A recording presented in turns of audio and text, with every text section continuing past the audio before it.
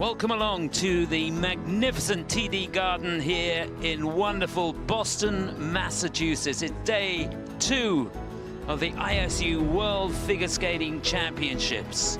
And what a day it has been so far. If you missed the events of the afternoon, you missed an absolute treat. We had the men's short program, and the situation there was Ilya Maladin skated out of his skin, as you'd have expected. And he's leading with a massive score. Yuma Kagiyama, who skated brilliantly, is in second place, and Mikhail Shidorov, the winner of the 4 continents this year, is in third. It was a magnificent event, but it's the pairs free, the first medals of these championships that are going to be decided tonight. My name's Chris Howarth. I'm delighted to have alongside me, as she's been all the way through so far and will be to the end of the week, Kirsten Moore-Towers. Great to have you here. I'm so excited. You know this is my favorite. This is your thing, I know. You're going to enjoy this, aren't you? I'm going to enjoy it. We were treated to a spectacular pair short program event. We were. Last night, and I expect the same today. Well, if you missed the pairs short, just to put you in the picture, it's Riko Miura and Ryushi Kihara from Japan who are leading going into this. Sarah Conti and Niccolo Macchi for Italy are in second place. What are they? A couple of points behind. And Minerva Fabian Hassa and Nikita Volodin, who've been so good this season, are in third place. You just got a look there at the judging panel who've got to decide this one. The technical panel are there too. And yeah, it couldn't be closer. It's going to be a battle that's going to go right down to the wire. Your thoughts about how this one's going to pan out? You know what, Chris? I just don't know. Each team is so special and unique in their own way. I thought that the German team might run away with it, and I was surprised yesterday. They were a little bit shaky in their short program. Clean skate for all intents and purposes, but not the strength they usually have. My surprise of the evening last night was Sarah Conti and Niccolo Macchi of Italy. They were brilliant, weren't they? They were brilliant, and as were Riku Miura and Ryuichi Kihara of Japan. Yeah, they seem to have found their form. So we're just about ready to get underway with the introductions here of the first 4 teams in the first warm-up group. 24 teams have made it through to the free, and they will be split into 5 groups. From Germany, we've got a couple of resurfaces scheduled to get us underway. There they are. It's Anika Hocker and Robert Kunkel from Germany. They'll be disappointed to go into this lying in 20th place. Sorry, 20 have made it through, not 24. And next up, it'll be the team from Poland. Lia Trentt and Michal Wozniak. From Switzerland, they're in 19th place. Then the Swiss team, Oxana Tom and Tom Bouvard. First time at the World Championships for them. It's all about experience. They'll be pleased to have made it through this far. And the last team in the opening group, the Ukrainian team, Sofiia Holichenko and Artem Derensky. There's a team that has competed at the Worlds before. They were 17th last year, and that's exactly where they stand going into the free. There's a lot at stake here, isn't there? There's confirmation of how this first group go and where they are after their short program. And you said it, Chris, the first team out of the gate, Anika Hocker and Robert Kunkel, will be surprised to find themselves in this first group and skating first, no less. They were 20th in the short program. I was surprised. They were practicing so well here. Jumping had been an issue for them this season, and I didn't see that in practices in Boston. They looked really strong. Here they are. Oh, that's a good way to start. Throw triplets within the first minute of the warm-up, and that's kind of my point. This is an experienced and pretty consistent team, especially in the throws. Some uncharacteristic mistakes yesterday. Yeah, they haven't even they haven't done a lap. That's how good they are. I think maybe they're trying to make a point. I don't know. But it's quite a way to start the event. You think they were 5th in the World Championships last year. It's amazing. So they'll be followed by the Polish team, who, by contrast, finished in 19th place last year in the first time together at the World Championships. They were 7th in the European Championships. And they are going through the paces, getting themselves warmed up.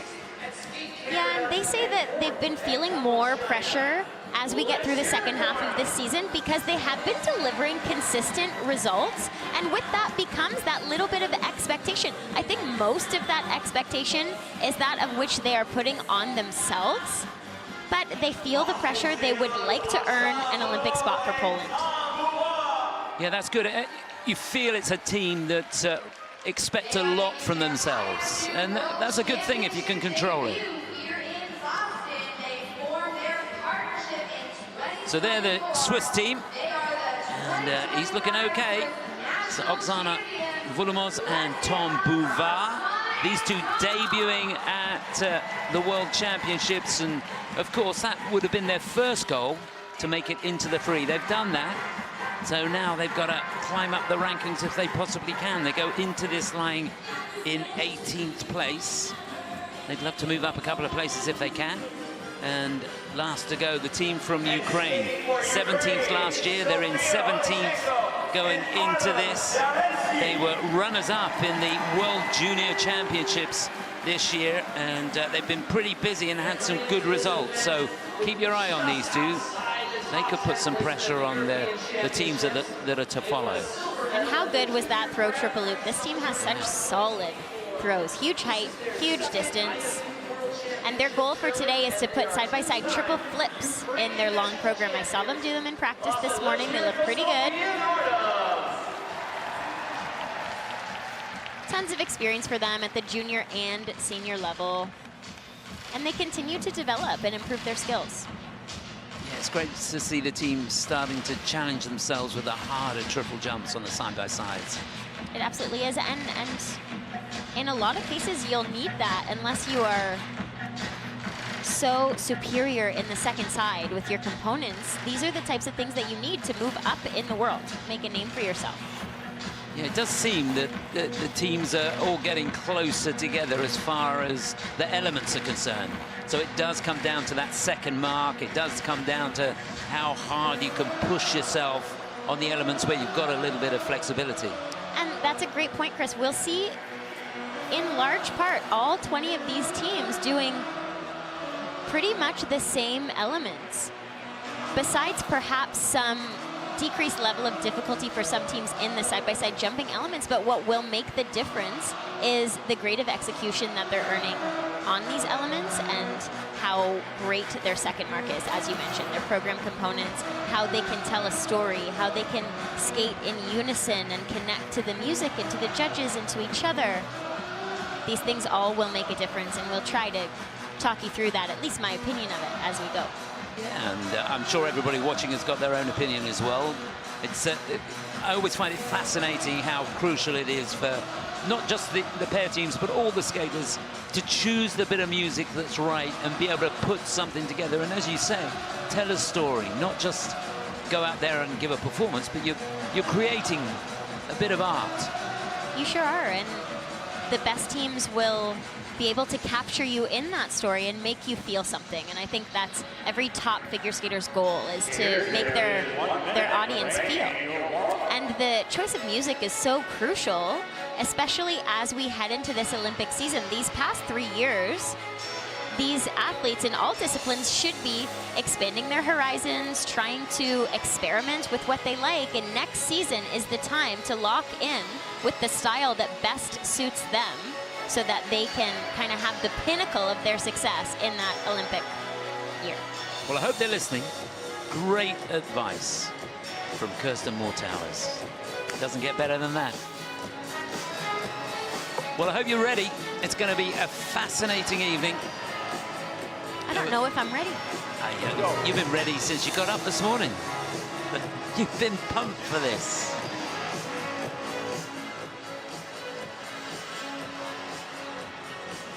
It's great to have you alongside. So the skaters are ready. They're just skating around, just killing the last minute of this warm-up. And time to get the all-important skate guards on and go back and just mentally prepare. There'll be one team left out. Just to remind you, we've got another 4 groups after that. There will be a resurface after this group. A couple more groups, another resurface, and then the top 2 groups. The battle for the medals. Representing Germany, please welcome now Anika. So to get us underway in the pairs free skate here, first medals of these World Championships to be awarded tonight. It's the German team who must be bitterly disappointed to be going into this lying in 20th place. This is Anika and Robert Kunkel.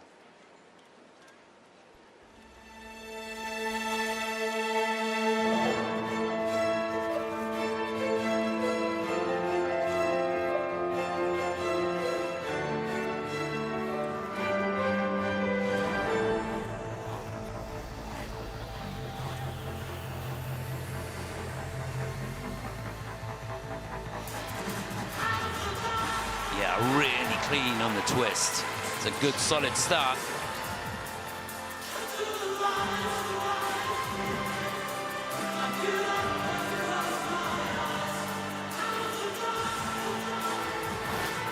Oh, just got it wrong on the Salco.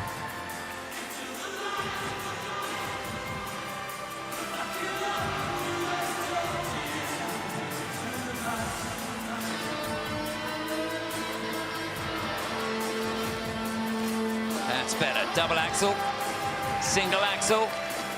Oh, double axel. He was a little bit off axis there. Couldn't quite find the right foot.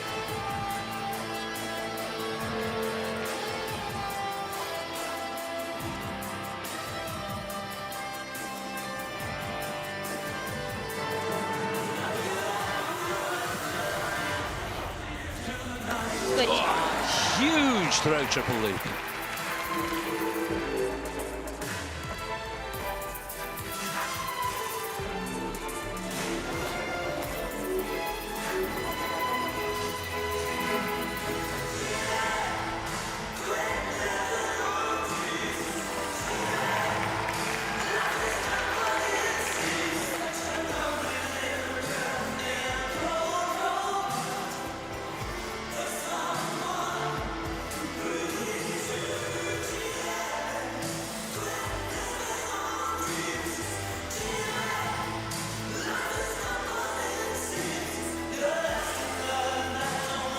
Oh, they really are on the money on the throws. That's the throw triple flip.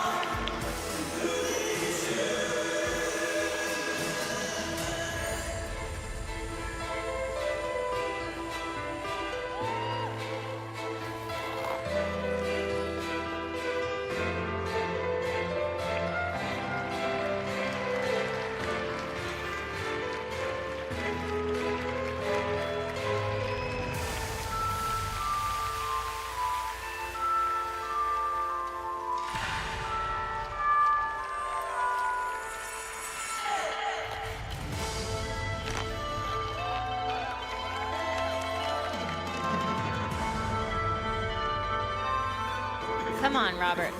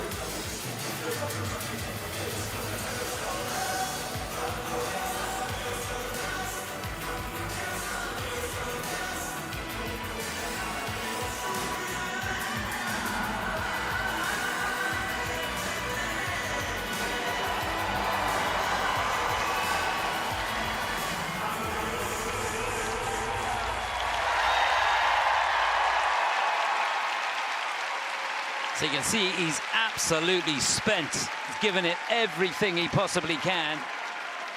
through that free program. Anika Hocker and Robert Kunkel for Germany. One more Not time from Germany. quite the start that we're looking for, I don't think. Mistake on the Salcos there. Started off really good with the twist. Something that struck me, I don't know if you felt the same, Kirsten, that they didn't really seem to have an awful lot of speed through the lifts. You know what, Chris, that's exactly what I was going to say, and we see that Robert seems to be extremely tired at the end. I felt like the lift turns were significantly slower and more labored than I've seen from them in the past, and that will contribute to the amount of grade of execution extra marks that they get for these elements. Their lifts are all in at level 4 right now, so they did do them to their exact grade of difficulty that they wanted to, but the grade of execution won't be quite what they're accustomed to getting. And of course, difficulty with the triple Salchow again today. There will be disappointment there, but they can be proud of how they recovered and continued through the rest of the program. Choreographed by Luka Lenote. Here's their twist. It's in at a level 3. Being awarded 3 features for that. Looks like Anika was not given the split feature for that twist. This is pretty good. First axle's great. Single axle, that's planned. Now watch Robert. This gets a little bit outside the circle, a little crazy, and has to step out. Will result in almost a point lost. These throws, though, are really where this team usually shines. Anika is so confident in the throwing elements. Watch this difficult entry to this group 3 lift. Group 3 means hand to hip. Robert's hand is on Anika's hip. She changes position, grabs her blade. He's on one arm for 2 revolutions and a dismount.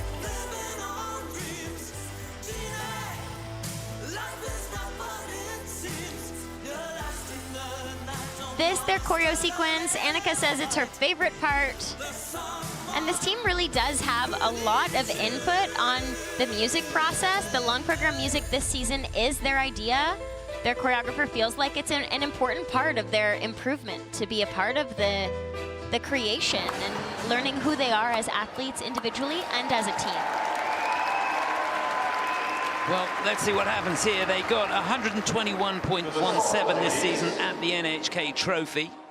See, their personal best is 130.59, but it's 112.56, so a little bit off the pace, and that reflecting the mistakes in the program. But they do set the pace. You can see he's still really struggling, isn't he? Hope he's okay. Representing Poland, would you please welcome Lia Trentt and Michal. So now onto the ice, the team lying in 19th place. They're just over a point ahead of the Germans going into this. Team that finished in 19th place in the World Championships last year. Lia Trentt and Michal Wozniak.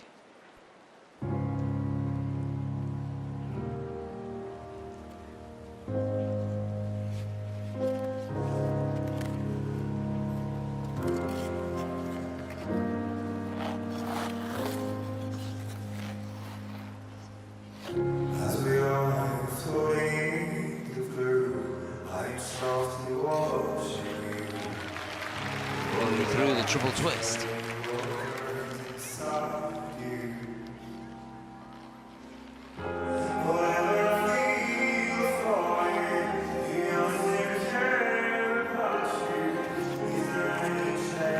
Much better today. Yeah, they made the triple toes a bit far apart and a little bit out of sync.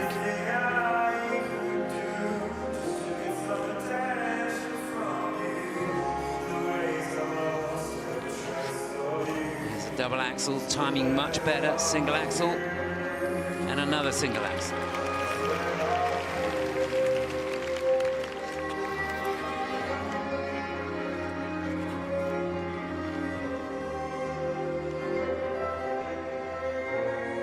The first of the 2 throws. Oh, she had a lean on it, but she made it. Throw triple flip.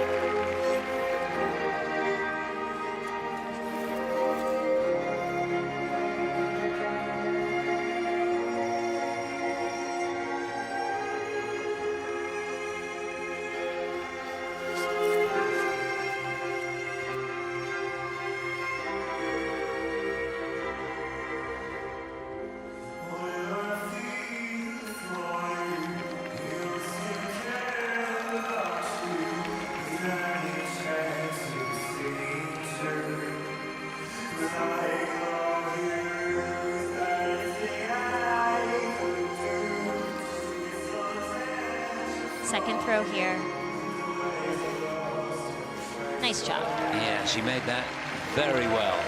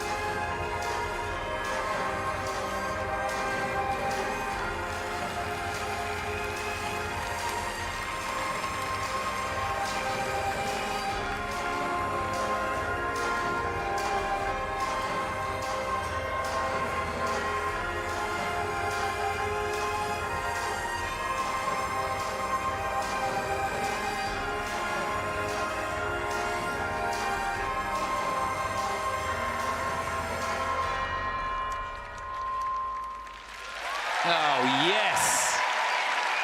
Well, they kept their cool all the way through that free program. And in complete contrast to the Germans, they got through the program with a little bit more ease, certainly way more speed through the lifts, which I would imagine at the end of the day, if you can carry the speed through, it doesn't take quite as much out of you. A brilliant job there by Lia Trennt and Michal.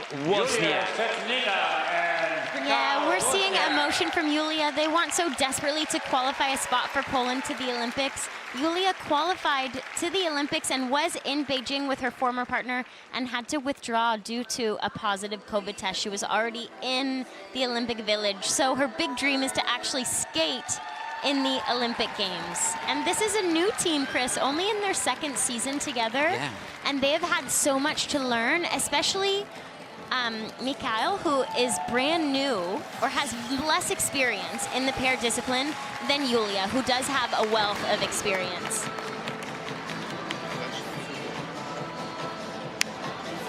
Yeah, they look pleased with how things went out there. I love the way they just, it was almost as if they were just ticking the elements off as they went along. They absolutely were, and it was a little bit methodical, you're right, but as I mentioned, they had so much to learn in a short time. Here's the triple twist. They've been given a level 3 with a pretty good grade of execution. Here, the first throw, it's the throw triple flip. She was off axis in the air, but she always finds her feet.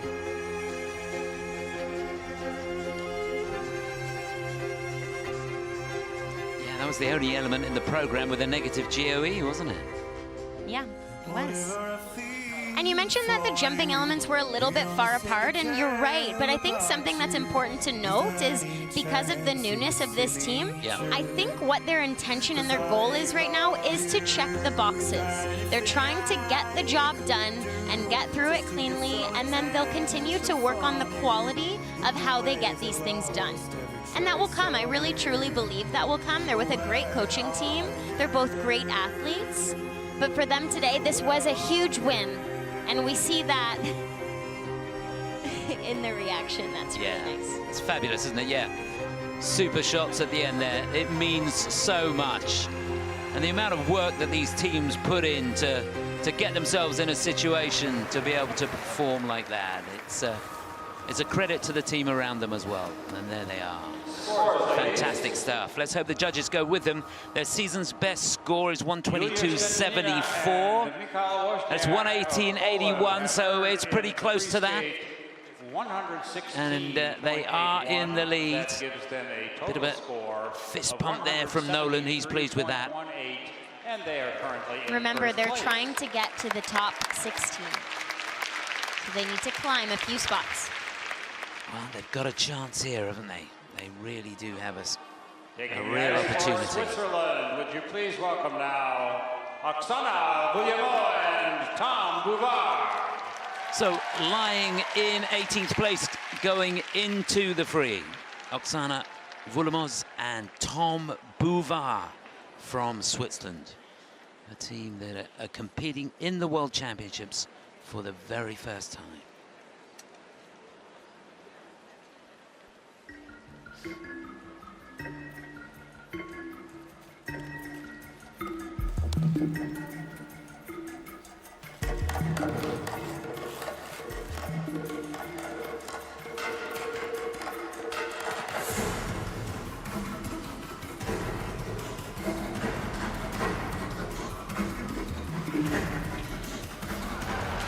Huge twist.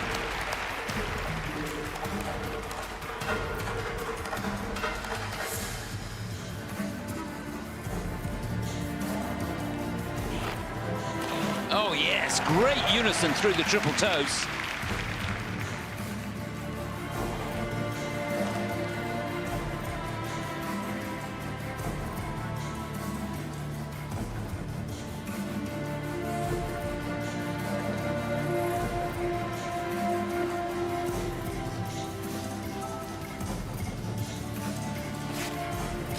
Oh, down on the double axel. That's such a shame. This should be their sequence.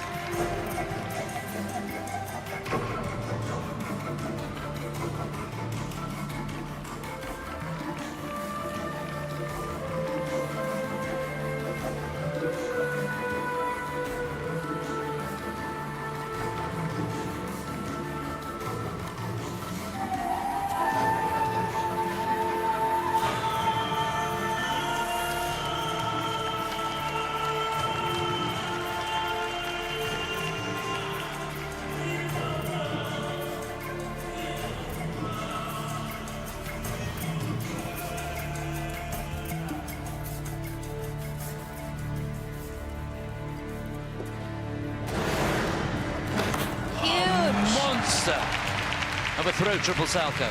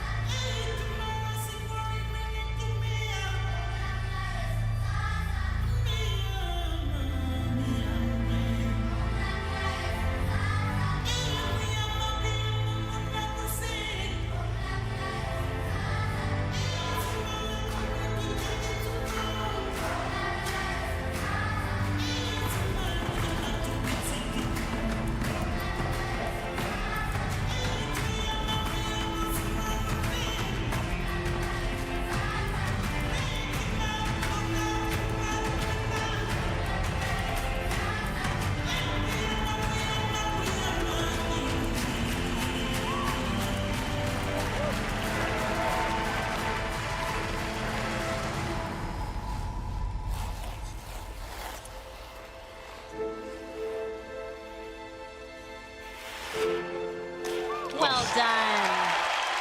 She found that right foot perfectly on that throw triple loop. Such control at the end of the program too.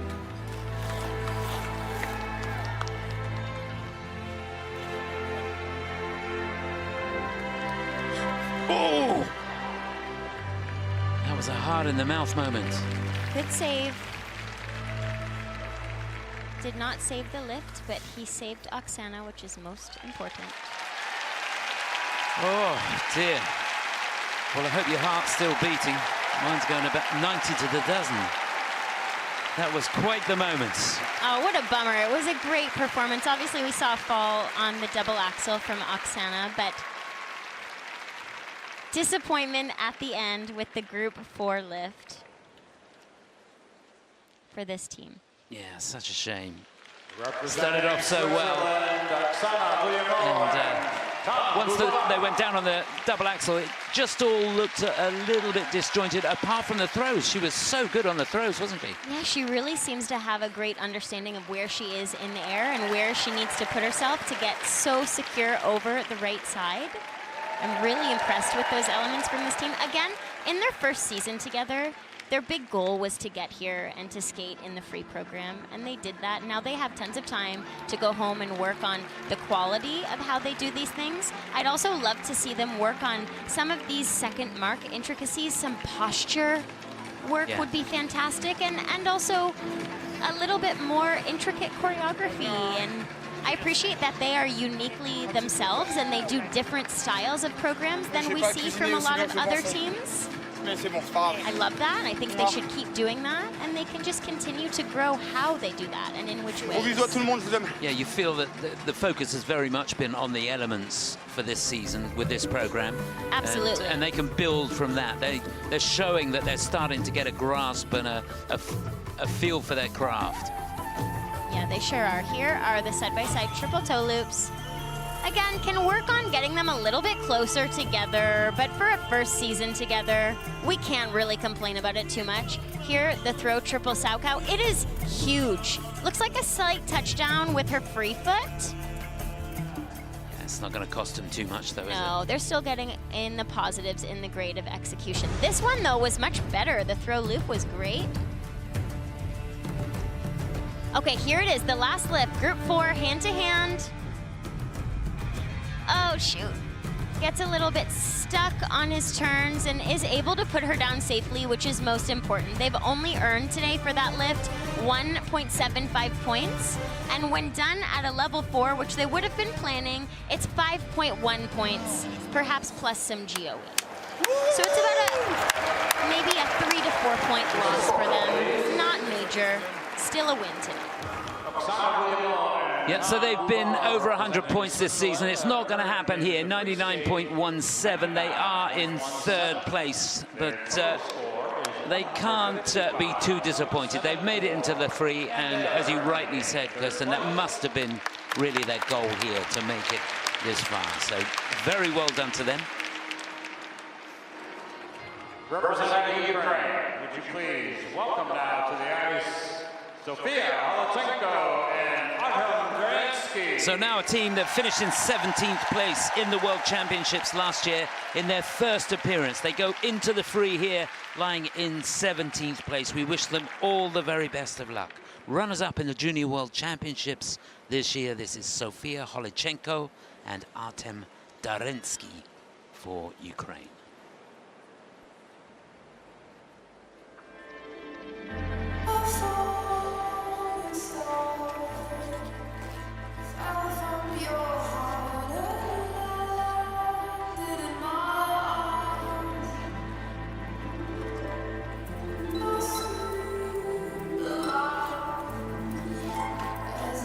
Oh, what a shame. Ambitious start, going for side-by-side triple flips. Not coming off, though.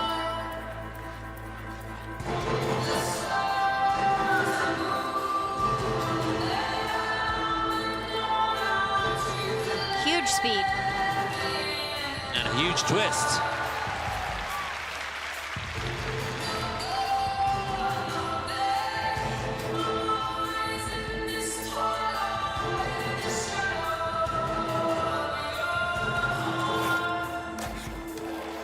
Just to make that. The Salcho's axles on the end. That's their sequence. Triple sow and a couple of single axles.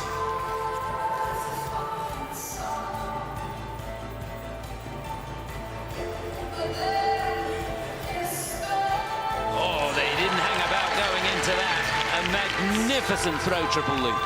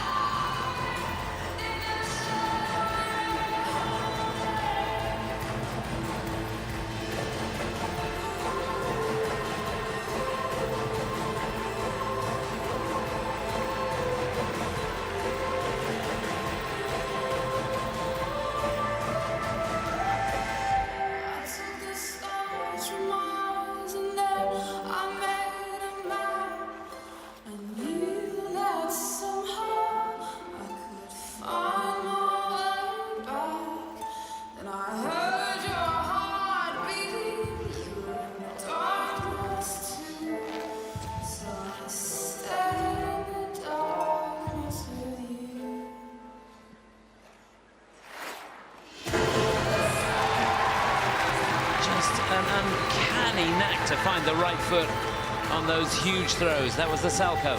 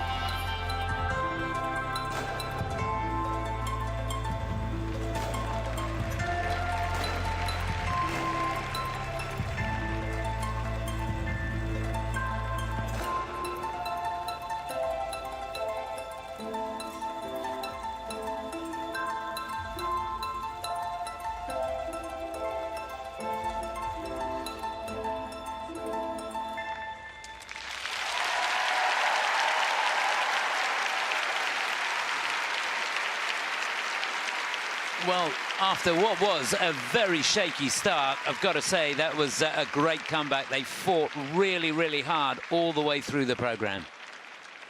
Those falls on the side-by-side triple flip at the beginning of the program. It was an ambitious start, that's for sure. And I believe it's the first time that they've gone for the triple flips in competition. A risky call, didn't come off here, but they kept pushing all the way through the program. Just felt in places the choreography was lacking it. It looked as though they didn't quite know what they were doing. Yeah, it was a little disjointed in places for sure. Yeah, I agree.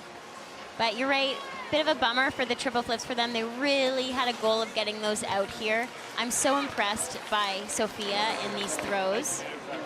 She's amazing, isn't she? The way she opens up, still with the 2 or 3 feet to go. She opens up earlier than anyone I've ever seen, I think. I think we're going to get to see them, so we'll take a look.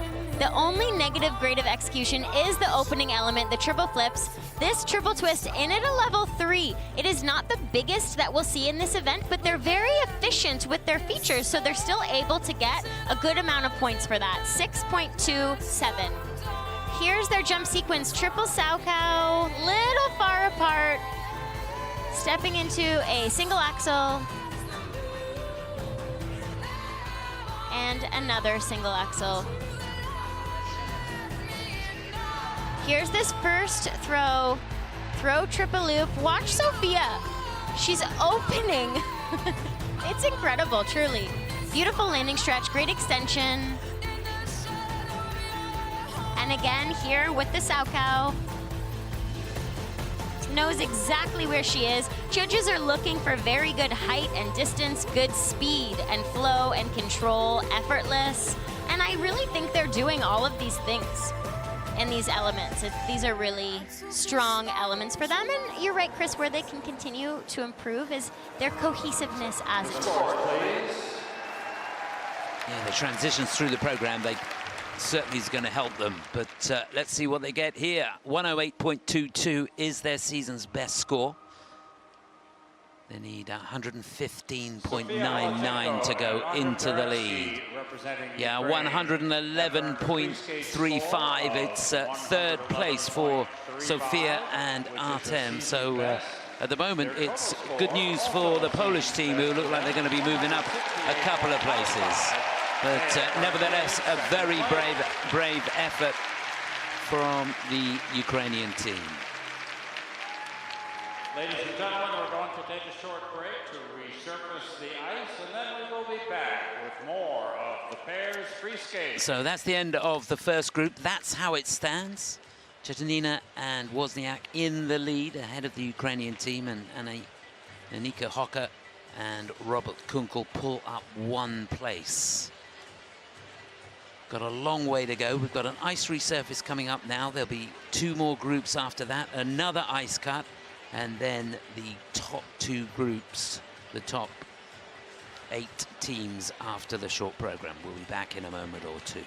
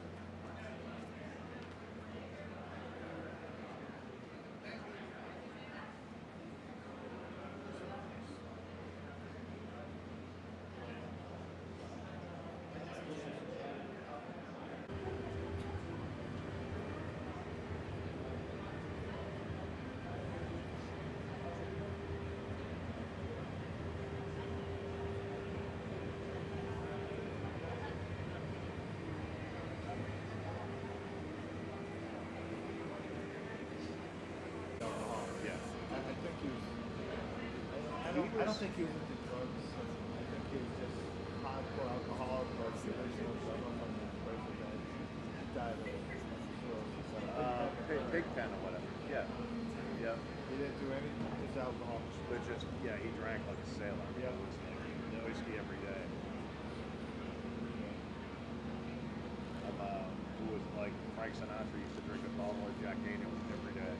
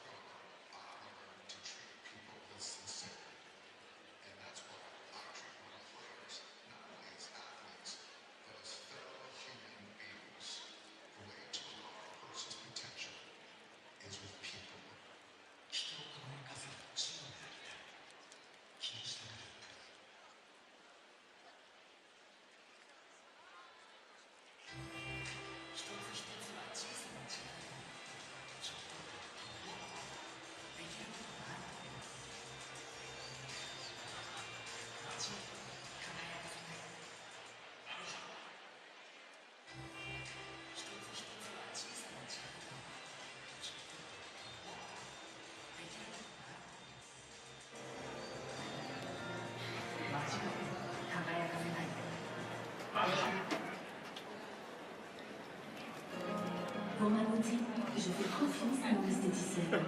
Avec ses soins de beauté professionnels, ma peau est plus belle, mon visage paraît plus jeune et éclatant de beauté. Dans les instituts de beauté, Lyon et Niccolo.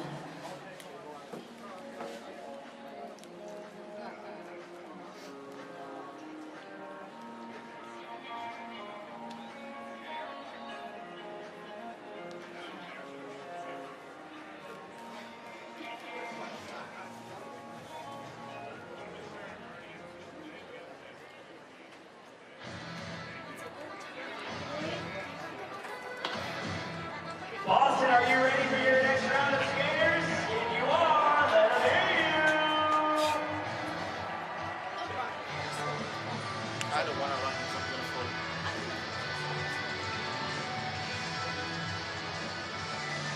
Welcome back, ready to get underway with warm-up group number 2. Starting to get exciting now. And the introduction of the 4 teams, first from Finland. Milania Vannanen and Filippo Clerecci. They're lying in 16th place going into this. Then just ahead of them in 15th place from the Netherlands, it's Daria and Michal. They finished in 14th place last year in the World Championships. The Italians will follow them, Rebecca Ghilardi and Filippo Ambrosini. They're lying in 14th place. And last to go in this second group, lying in 13th place, it's Anastasia Vapin-Law and and Luke Digby.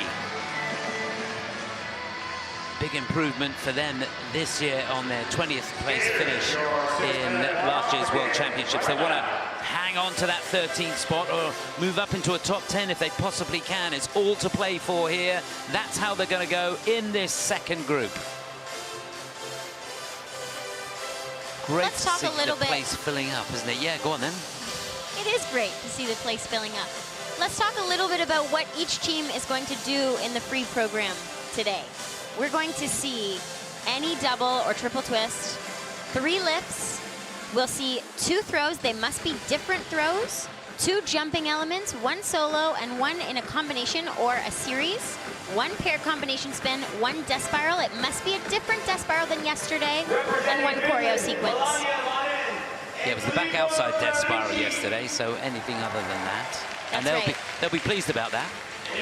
They will, and you know what? Some teams will try to get a little bit of an advantage on their program base value by doing the forward outside death spiral. Up until a few years ago, we didn't see it very often, and now a lot of the top teams have learned this element to gain just that little edge. The forward outside death spiral is worth 3.5 points. The back inside, for example, only 2.8 points. So if they can, and the forward inside 2.6, so that if they can do that difficult forward outside death spiral, they can get themselves a little extra point in base value there. It's a shame, really, because I think the forward outside's nowhere near as good looking as the inside one. A great forward outside is appealing. We'll see a couple tonight. I'll point them out for you. Okay, I'm looking forward to it. All right, we've got a shot of the Finnish team, but now we're looking at the Dutch team. Daria Danilova, Michel Sieber. They have struggled on the side-by-side jumps this season, but I've got to say, when the chips are down, they somehow find a way of getting the job done. Just see them struggling a little bit there, but yesterday in the short program, they nailed those salcos. Here he is going for the axel and just singling out. And we see that time and time again in practice. But of course, it doesn't matter. You can miss it as much as you like in practice. You can do it when it counts. That's the most important thing. The Italian team, Rebecca Ghilardi, Filippo Ambrosini, who will be the 3rd team to skate. Remember, they're lying in 14th place. Team that haven't competed in the World Championships for quite a few years, since 2021, when they finished in 17th place, but they've got a rich history in the European Championships. Twice on the podium, runners-up in 23, bronze medalists last year. Looking chilled. Are you chilled? I'm not chilled. No. No. I'm frozen. No, not really. And there, last to go, it's the British champions, Anastasia Vapin-Law and Luke Digby. They're lying in 13th place, and that would be great if they can stay there. If they could possibly move up into a top 10, it would be fantastic. I know they're improving every time we see them. They had a fantastic outing at the European Championships where they finished in 5th place, and they come here on the back of a 2nd place finish in the Warsaw Cup as well. So it's been a pretty good season, 6th in both of their Grand Prix.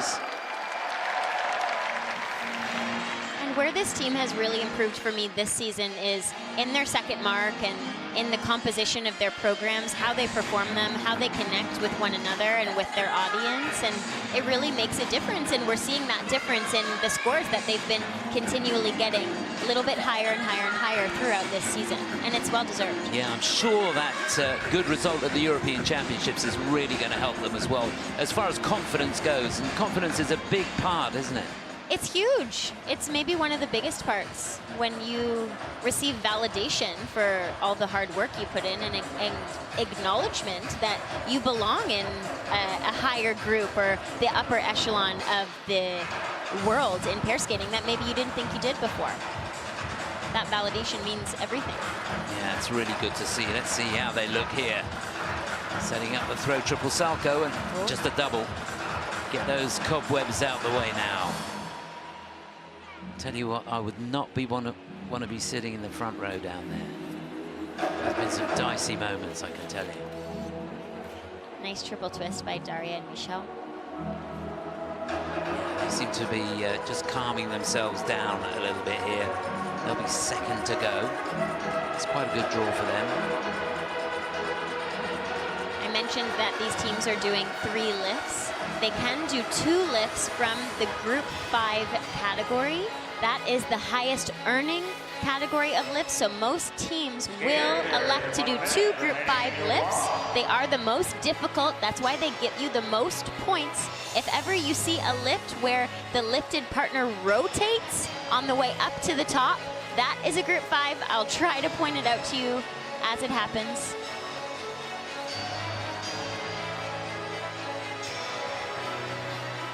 Seeing a little bit of nerves on this 6-minute warm-up. Chris, what do you think?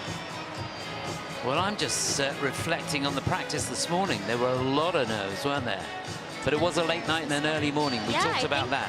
I think that has a lot to do with the schedule. The pairs finished last night really late at 11 p.m. and some of them were on this morning at 7 a.m. It's a quick turnaround. Took them all a minute. Took a lot of them a minute to get into it. Yeah, but there were a lot of mistakes, weren't there? Even from the top teams. Sometimes that might be what an athlete or team needs to snap into it. Yeah. We're going to see. We certainly are. So just to remind you, it's the Finns to go first, then the Dutch team. They'll be followed by the Italians, and last to go, the British champions.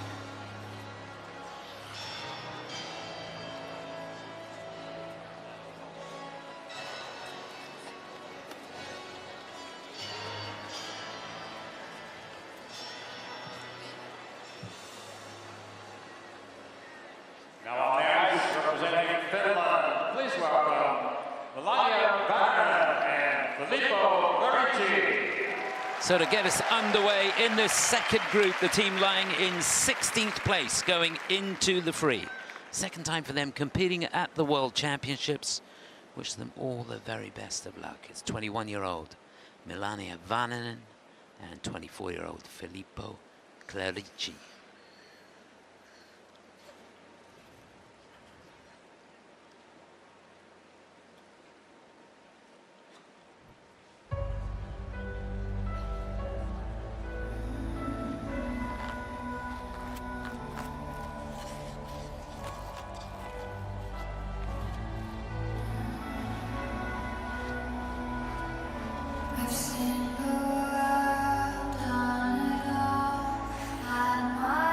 Oh yes, great elevation and real sharpness on that triple twist.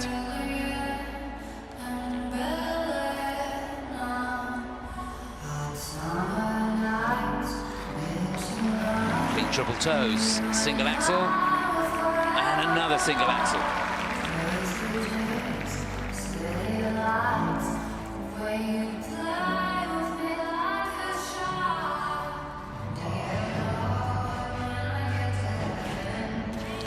Down on the triple salto. You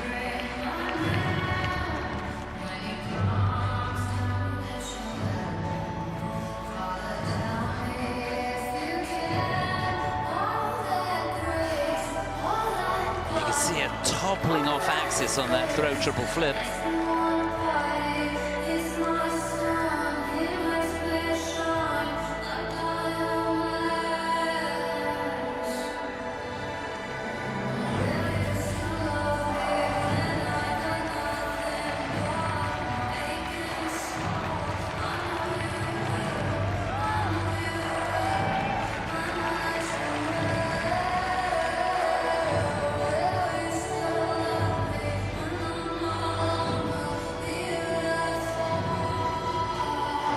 Forward outside death spiral.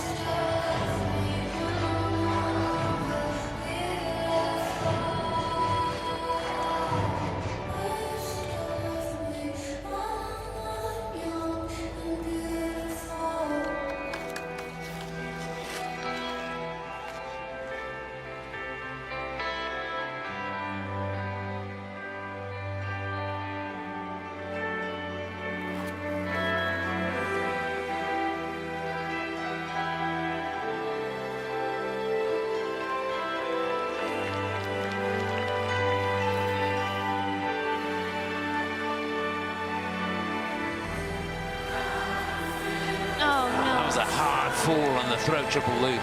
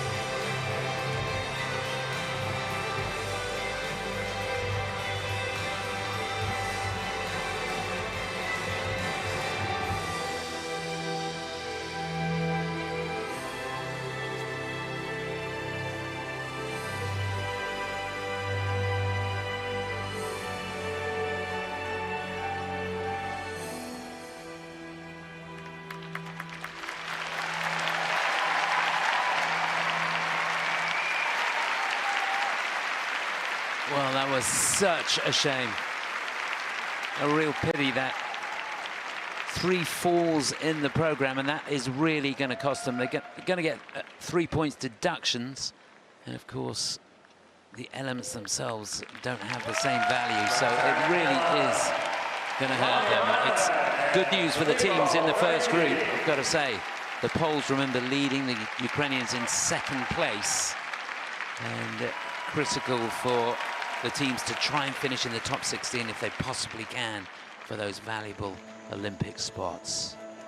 Yeah, and for this team, actually, the Olympics is not an option. Filippo will not be able to get Finnish citizenship, so that isn't their goal here. But yesterday, we wondered about his hand. He looked to be in pain. He did twist his finger on the twist yesterday, so he did well today to get these twisting and lifting elements done, but unfortunately not their day for the jumps and the throwing elements today. It wasn't.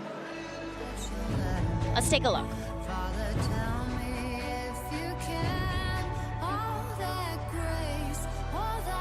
Here's the side-by-side triple Salchow, really where the problems began.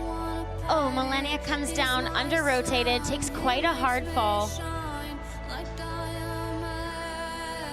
Here, the throw triple loop, really quick into rotation, can't get over top of it. Doesn't have enough time to get her free leg back. This, one of the group 5 lifts I was talking about. Watch, Milania rotates to get up into the air. She changes position, she grabs her foot. Filippo's on one arm for 2 revolutions, and they do a difficult dismount as well as their difficult entry. So that is a level 4, and it's very well done. That's lovely to see, isn't it? He looks her in the eye and says, it's okay. Fantastic. That's what you want from your partner, isn't it? A bit of support. Learning to work together is a huge part of pair skating. Take the rough with the smooth. Milania and Filippo Carici representing Finland. So their score, 97.99. 97.99. And that has them in 5th place of the 5 that we've had so far on the free, 4th place overall. So their confirmation, the Poles still leading. Competing on behalf of the Netherlands, would you please welcome Daria and Michel. So next to go, lying in 15th place. I think they're a little disappointed with the marks they got on the short program. Let's see what they can do here. The team representing the Netherlands, Daria Danilova and Michal.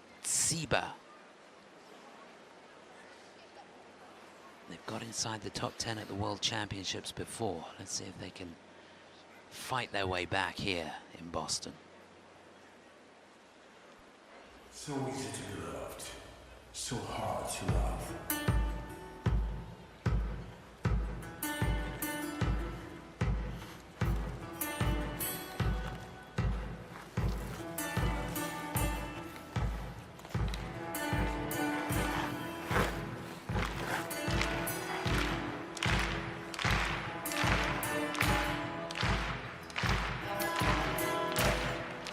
Oh, lovely triple twist.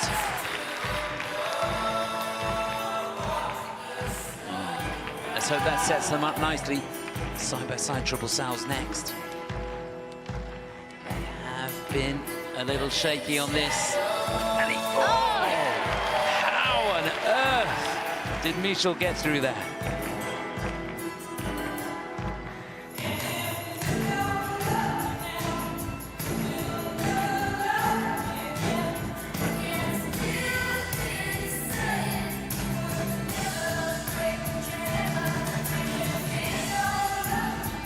And she makes the loop as well, one of the best ones I've seen them do.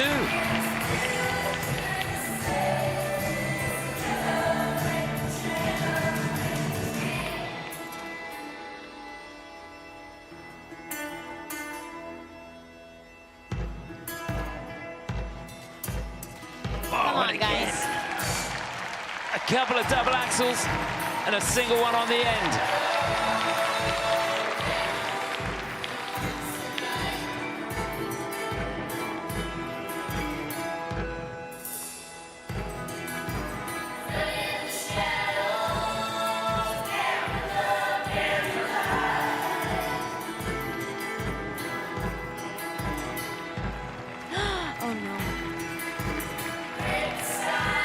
technical panel will look at that. You can't bend your arm once the lifted partner is in the lift. Oh.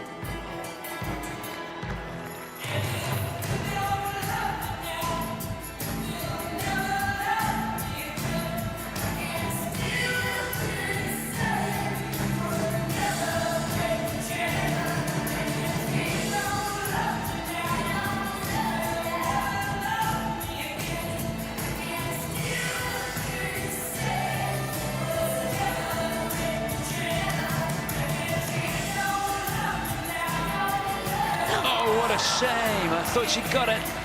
That was a throw triple flip.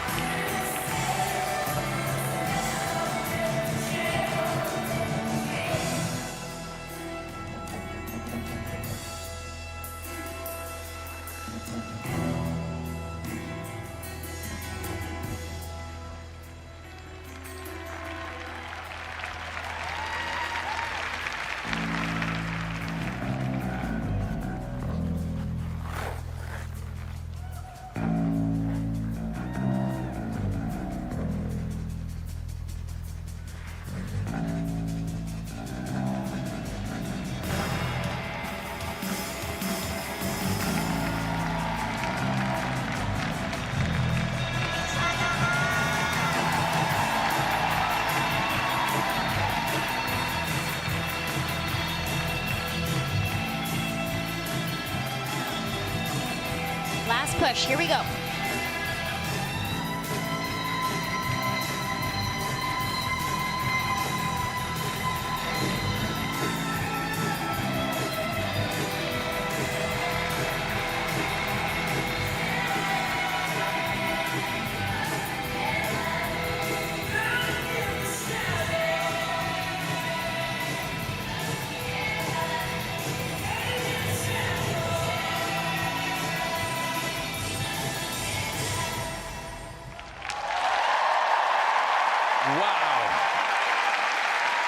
Yeah, I think towards the end of the program, Michel's legs had completely gone. He was running on empty. But he didn't give an inch.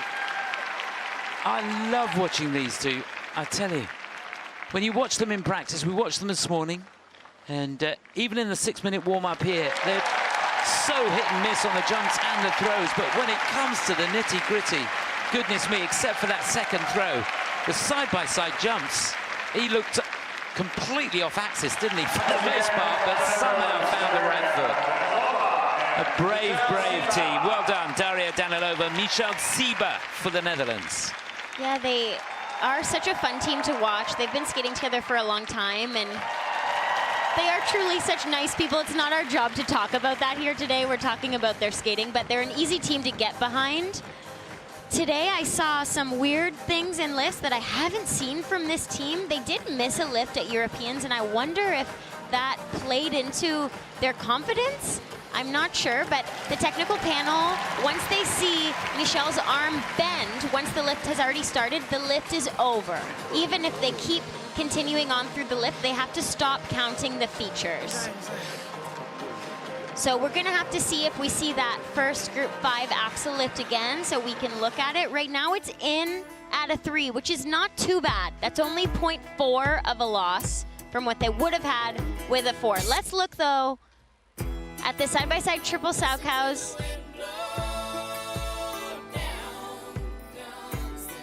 Little off time, but this team really has struggled with jumps. It's in on the cue.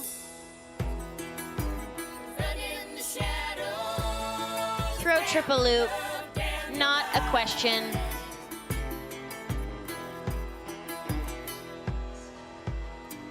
This usually such an easy throw for Daria.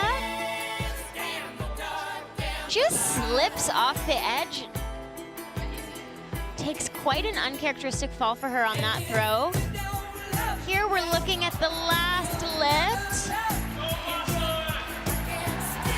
You can see there his arm is remaining straight. They earned a level 3 on that lift. Technically in the rules, it doesn't say the arm has to be straight. It says it has to be in its fully extended position. For everybody, that's a little bit different. Just a point of interest, I used to work with him many moons ago in freestyle, and he was talking about making the move to go to pairs, and he physically couldn't straighten his arms. So he's had to really, really work at that. But he's a great guy, and he gave it everything he's got, that's for sure. So 112.04, third on the free, that's second overall. They would have wanted to be in the lead at this point, but it is still the Poles out in front. Daria and Michel into second, and the team from the Ukraine in third place at the moment. Please welcome and Filippo Ambrosini. So 2 more to go in this second group, and here the team lying in 14th place. Let's get into music from Dracula. This is Rebecca Gallardi and Filippo Ambrosini.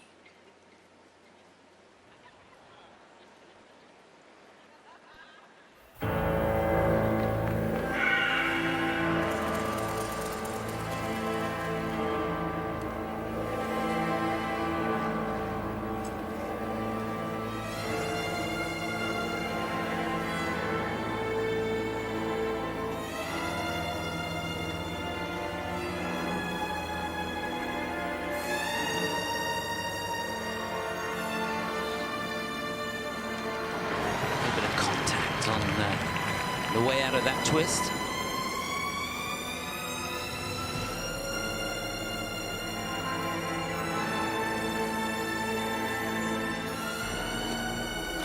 You can see she really backed off the attempt at the double axel, just a single.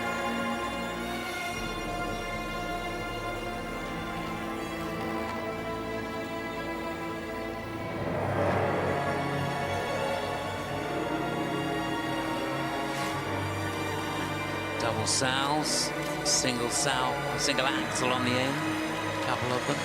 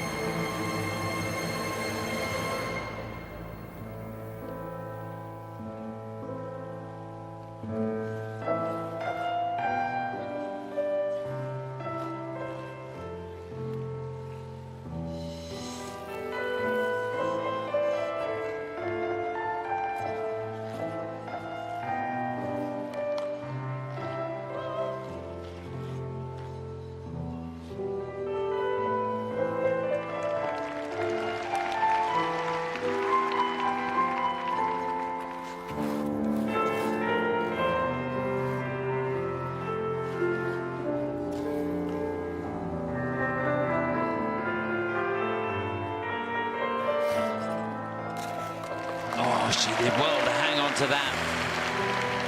Throw triple flip.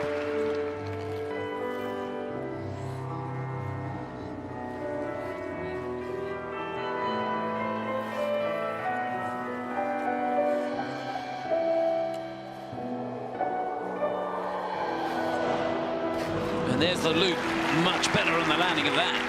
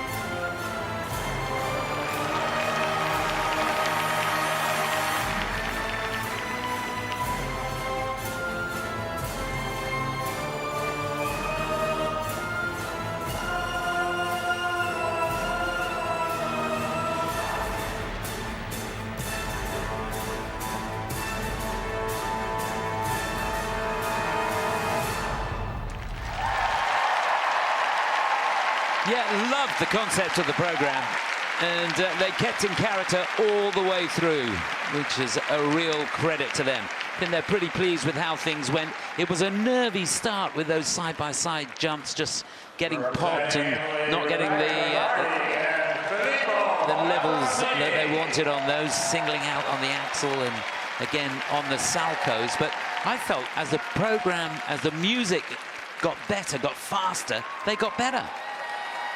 They did, and this program is recycled from last season. They were on the podium at the European Champions and scored 130 in this program last season. Yep. I'm a little surprised by their response today to this performance. They seem very excited, and I think that's probably indicative of something that is making this difficult for them right now. They do have a lower level of difficulty in the jumping passes, but not a single axle and a planned double salchow. Usually we see a triple salchow from them and double axles. And you're right, the lifts were fantastic at the end. And the throws, she really fought and hung on through there. And some of their parts of their choreography is intricate and very interesting, and they skate fast and do it well, but the jumping elements really are not to the level that we're expecting to see at a World Championships.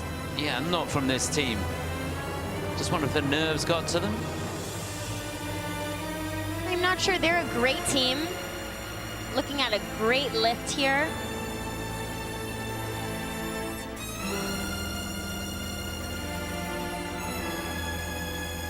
I love this transition into the throw. This is incredibly difficult.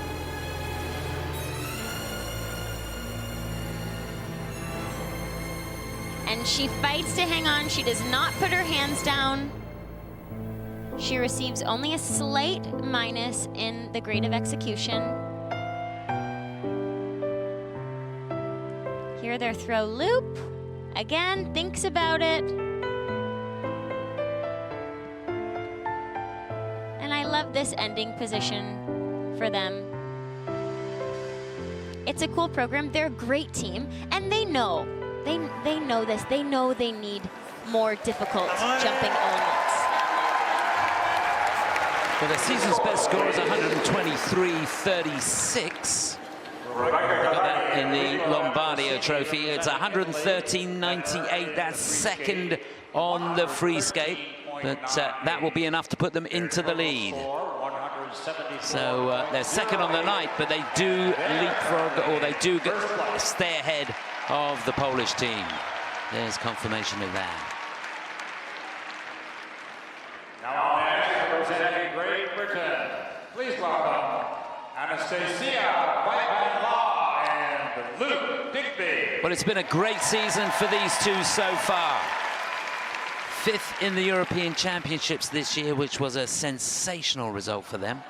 And they were very, very strong in the short program yesterday. They go into the free lying in 13th place, Anastasia Vapin-Law and Luke Digby for Great Britain.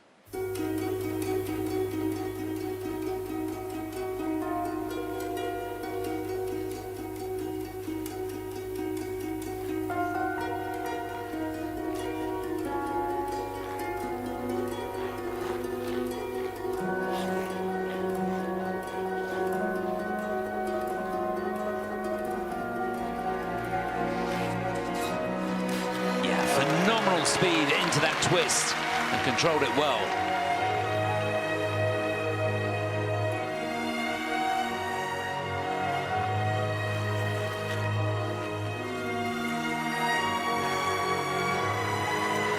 Didn't hang about into those toe loops.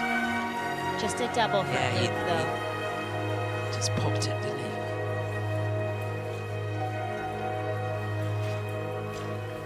Better on the axles. She singled on the second one.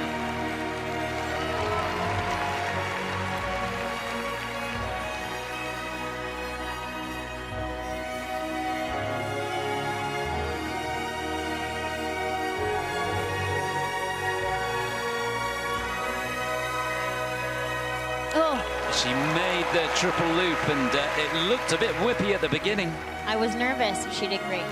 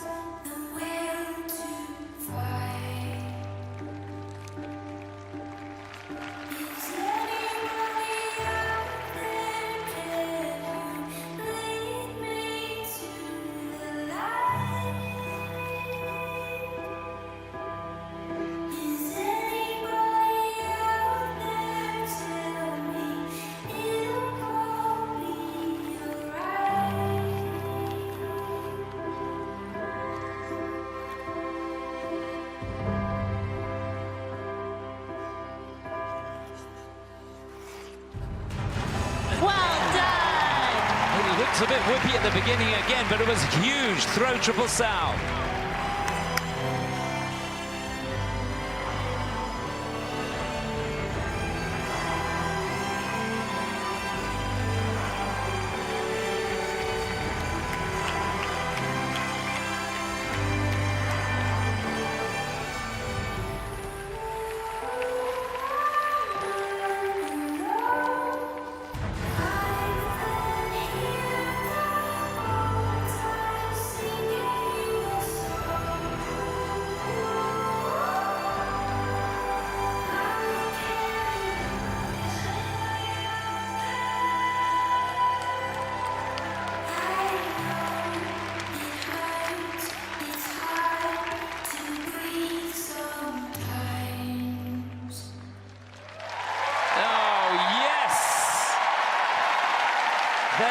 Take that and some. Brilliant. Well, what a way to end the season for this British team. They nailed that free. Two great performances back-to-back here in Boston for Anastasia Vapin-Law and Luke Digby. Brilliant stuff.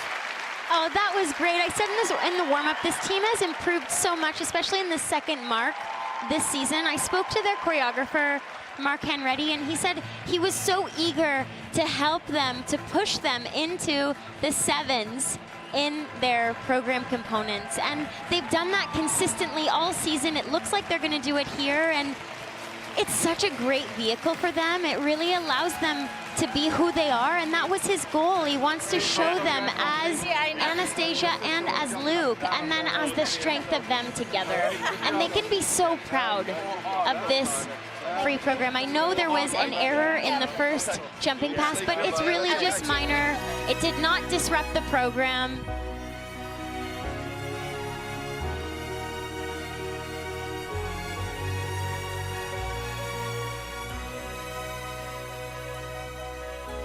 Here was their second sequence. Anna just singling the second one here. Again, nothing crazy. They're not touching the ice. They're not falling down. This gave me a little bit of a scare. I thought it was a little bit too far around the circle, but she did so great to hang on to it. And she has such amazing landing stretches on the end of these throws. Their forward inside death spiral, we mentioned they cannot do the back outside that they did yesterday, choosing to do forward inside today.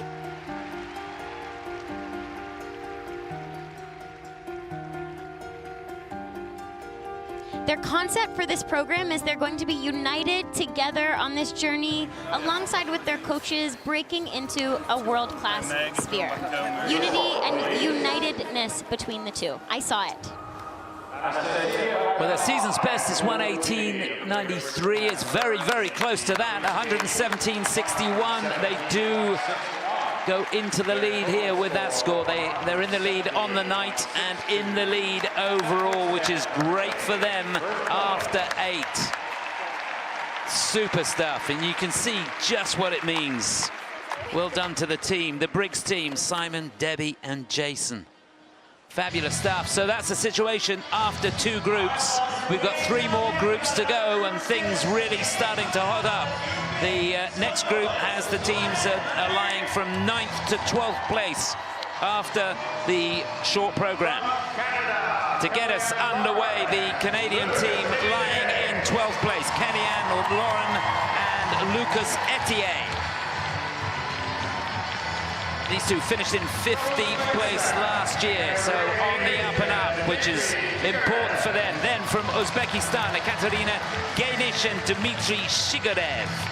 These two lying in 11th place, debuting here at these World Championships. Canada in action again. Lia Pereira and Trent Michal will be next to go. They're in 10th place. Team that have finished as high as 6th in the World Championships. And last to go in this group, the team that are the newly crowned US national champions, the local team, Alisa Efimova and Misha Mitrofanov.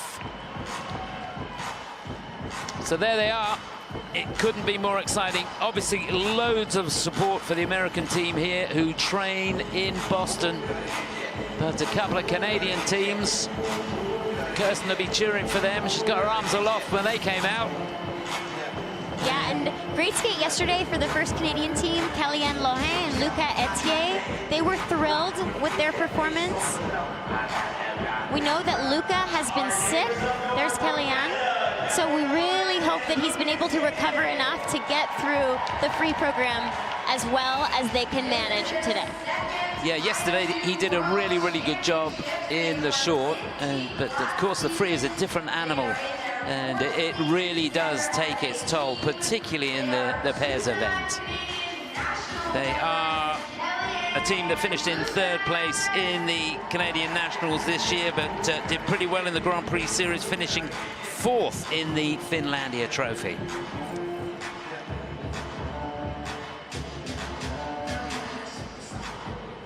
So the team from Uzbekistan who follow them, they are debuting here at the World Championships. So it's a mighty fine achievement for them to be going into the free, lying in 11th place. They competed in the 4 Continents Championships a couple of weeks ago in Seoul, Korea, where they finished in 8th place. And they were gold medalists at the Asian Winter Games in Harbin this year.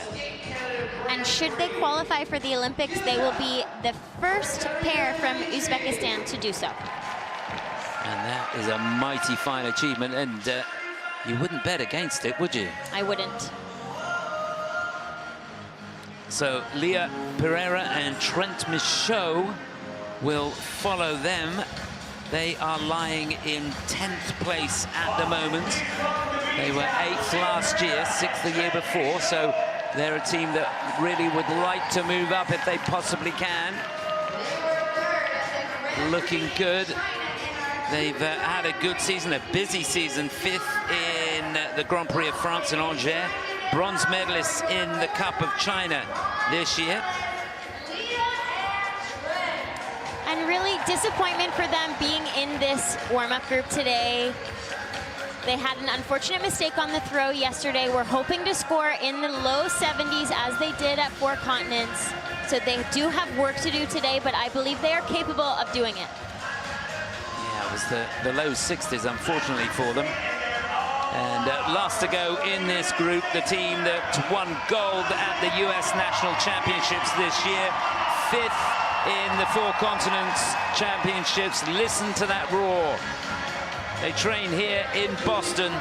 It is Alisa Efimova and Misha Mitrofanov, a team that haven't been together that long. They teamed up in 2023, but you'd never know it looking at them.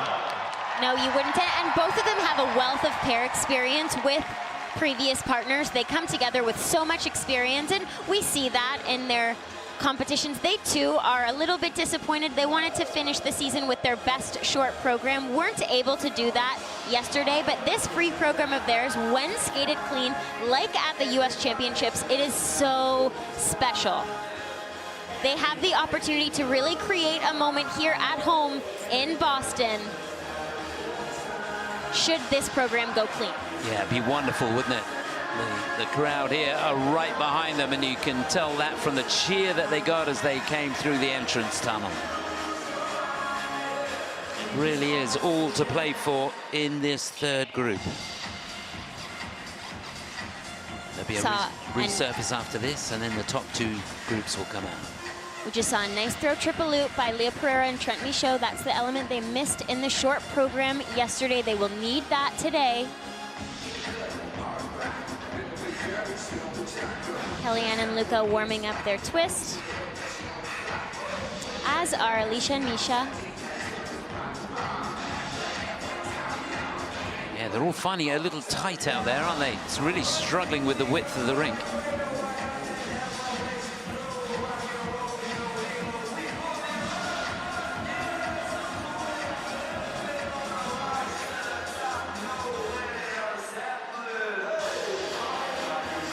Energy in this building is great. The stands are getting pretty full. Just saw a nice triple Saukow by Alisa Efimova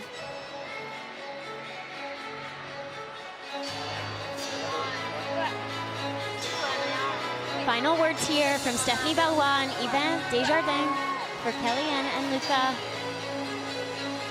They have been with this team of coaches since the start of their partnership.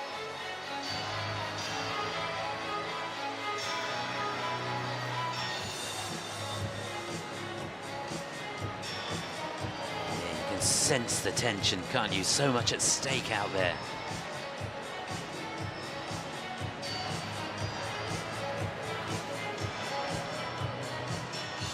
So Kellyanne and Luka first to go, then Lia and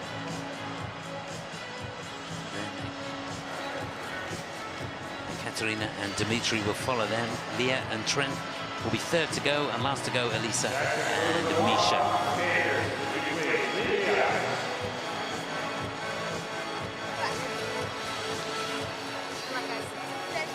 So that's it.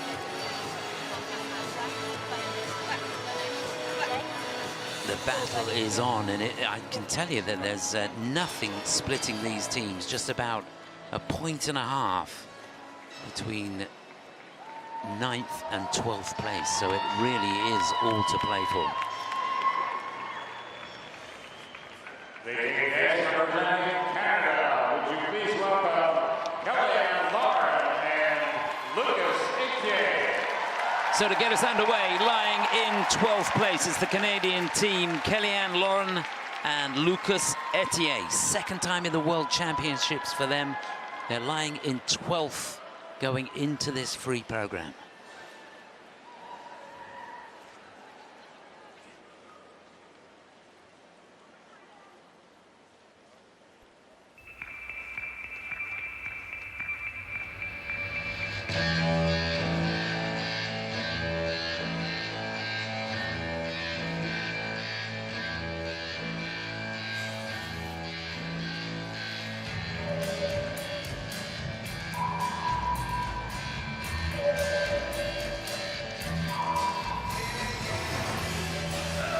Oh yes, loads of elevation on the twist. It's a good start.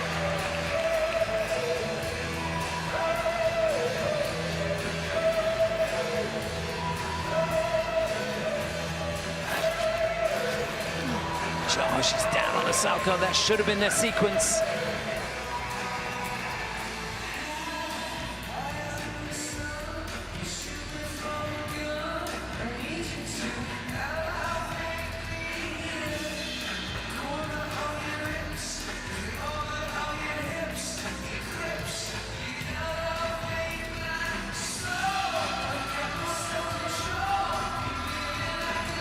A little bit out of sync, and she was struggling on the loop. Axel on the end.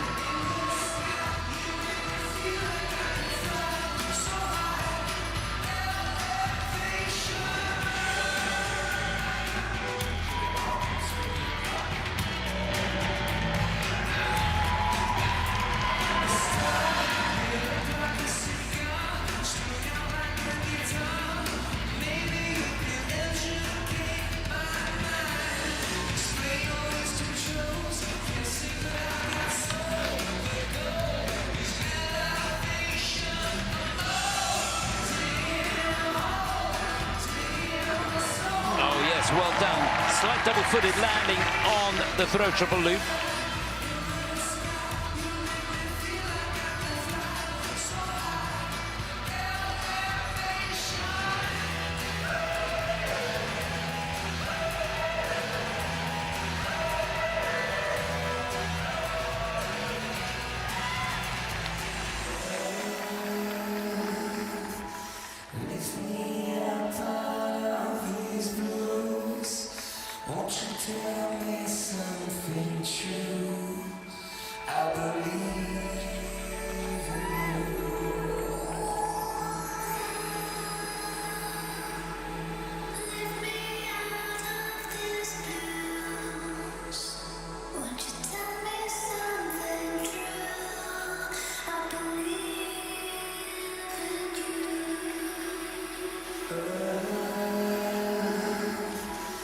Well done, a bit of a lean on the triple sal. Found the right foot somehow.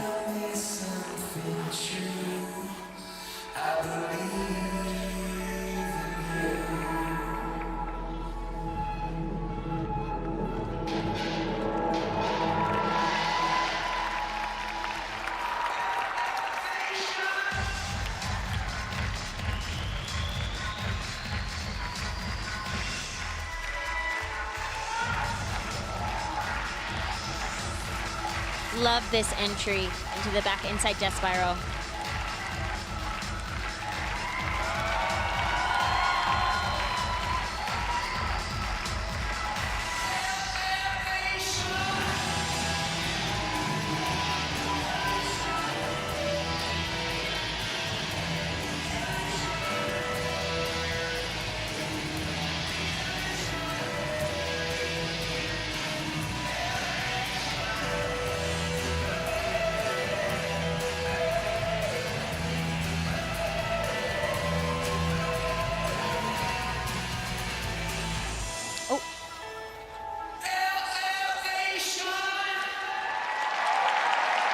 Just a little bit out of sorts at the end of the program there, but a lot to be very, very proud of. Yeah, we wondered if it was going to be tough. We know Luka has been incredibly sick this week, and it has impacted their training, and they were so well trained. Their coaches told me coming into this competition, and I think it's because of that that they were able to get through this competition, but unfortunately really a struggle today from beginning to end. Just a lot of little messy things that will impact their overall score. Creative execution really can make a huge difference. It can make or break the total score that these teams are achieving. And so when we have lots of little tiny errors, unfortunately, it really does add up. Yeah, you can see he's really struggling, isn't he? Well done, mate. He did so well to get through all 3 lifts safely, especially that third one near the end of the program. And Kellyanne did so well to support and have trust in her partner. Really, it's a team sport in the good times and the more challenging times, and it would have been crucial this week that they stayed together with their team to get this job done as best as they possibly could, but not what they were looking for sure. Let's take a look at the twist. In at a level 3.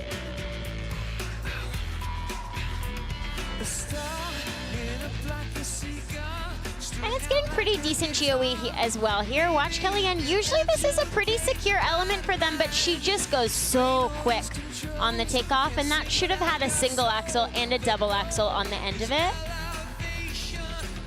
Here, throw triple loop. She's a little looser in the air than I'm used to seeing, and definitely than we saw yesterday, but she manages to stay on her feet. There's that entry to the back inside death spiral I was talking about. One of the features is an entry or an exit. Can't do both. Kellyanne and Luka did a very cool sort of loop jump entry into this death spiral.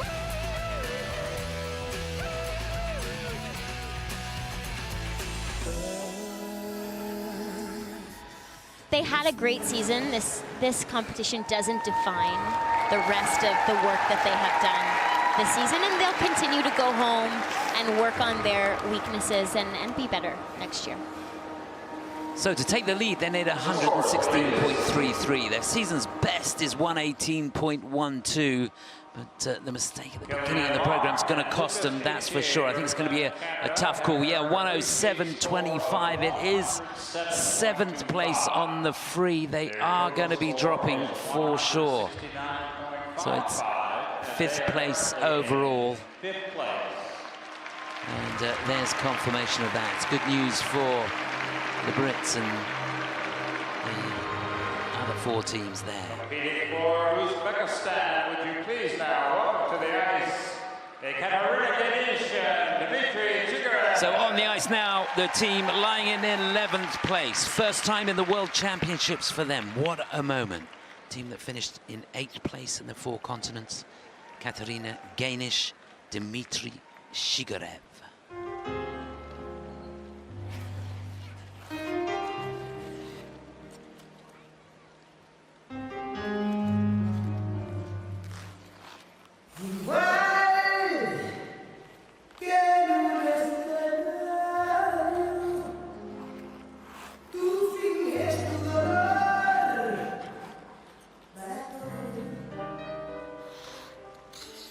Oh, huge on the twist. So clinical on the landing.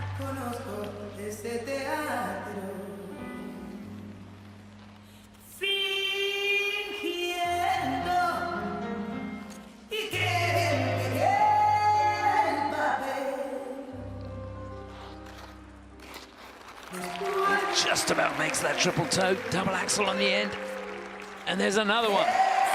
A little scrappy, but they made them.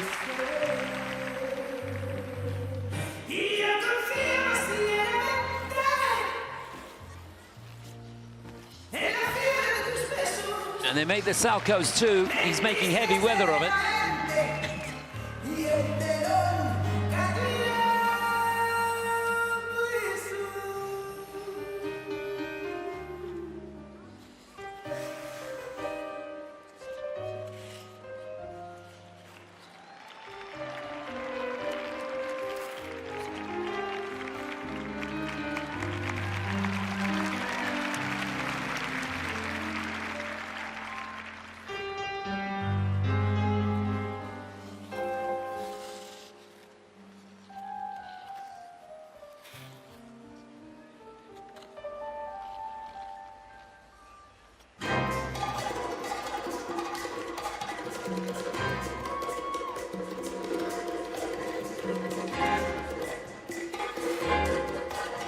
Oh, what a shame. I thought she'd made that. That was a nasty fall.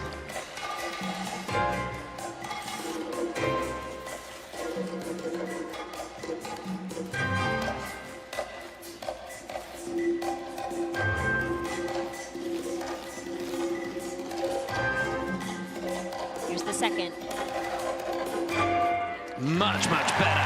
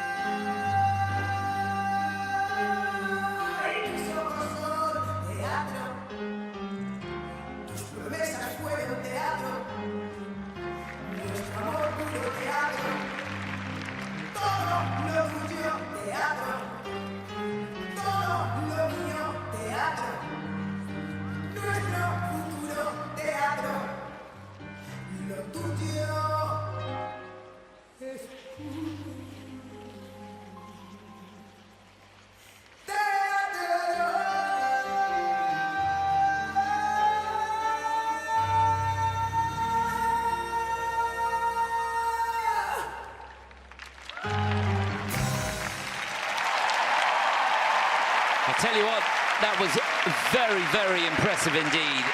A young team that have not been together that long. It's a team you want to remember the names of. Ekaterina and Dmitrii Shigarev.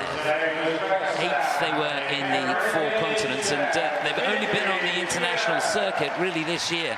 Well, this season they came bursting onto the scene, finishing 3rd in the John Nicks International, but they really showed some courage there.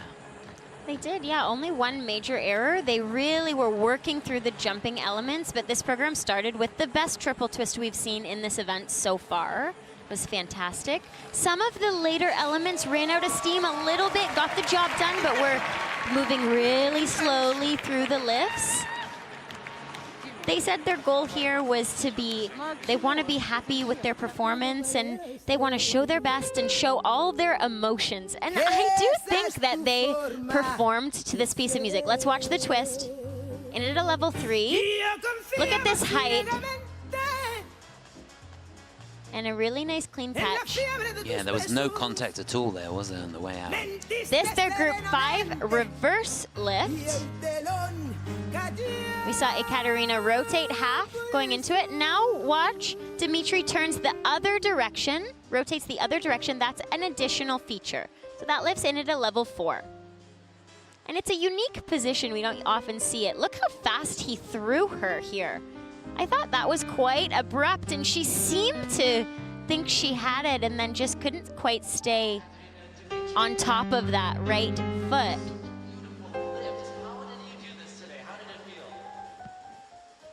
Second throw was much better. Little low on the landing. She had to catch it, but she was not letting that one go.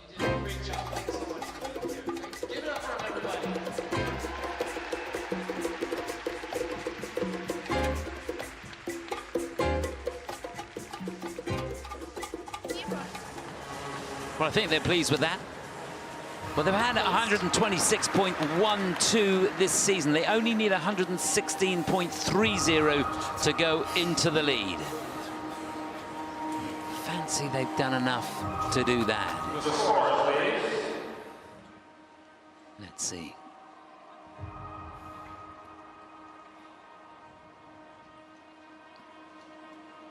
You can hear a pin drop in the stadium. Yeah, 120.68. That's good enough to give them the lead on the free, and they will lead overall. So Ekaterina and Dmitrii go into the lead. Anastasia and Luke now down into second place with the Italians behind them. Two more teams to go in this third group.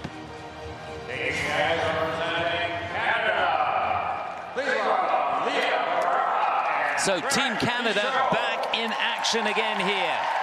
This, the team lying in 10th place. This is Lia Pereira and Trent Michel. And they got a tango for us.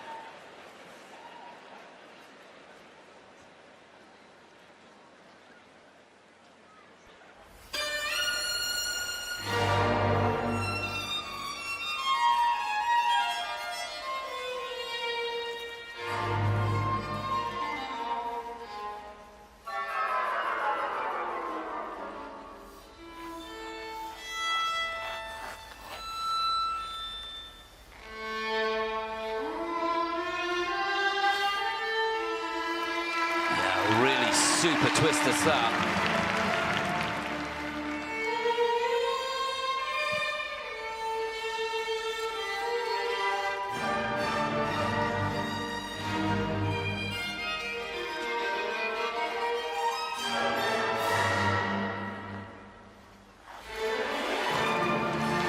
Just about make the toe loops, and he's all out of sorts there. Should have been their sequence.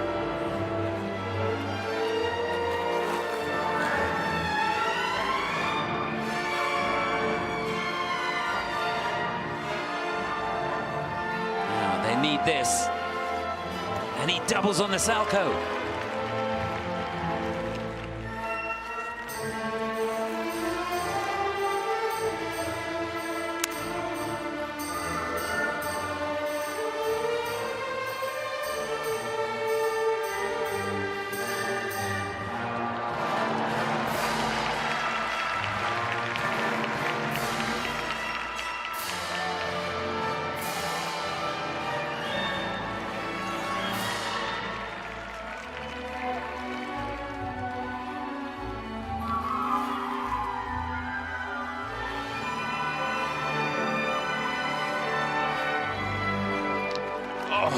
She really worked hard on the landing of the throat triple loop, because that's going to affect the GOE for that.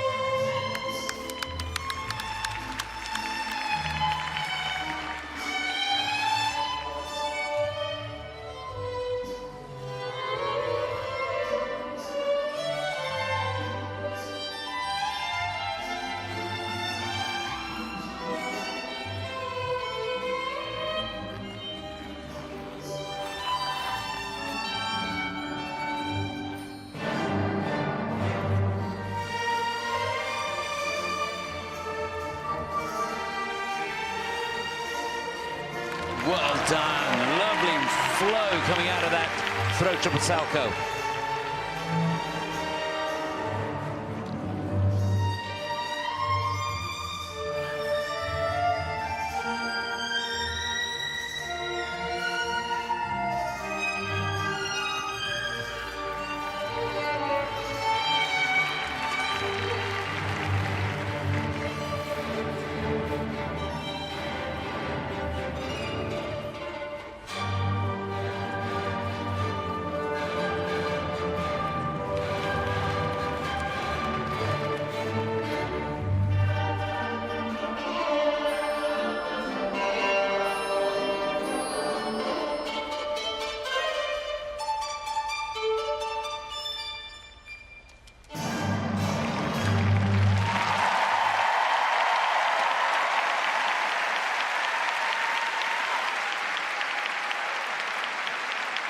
Yeah, love the concept of the program.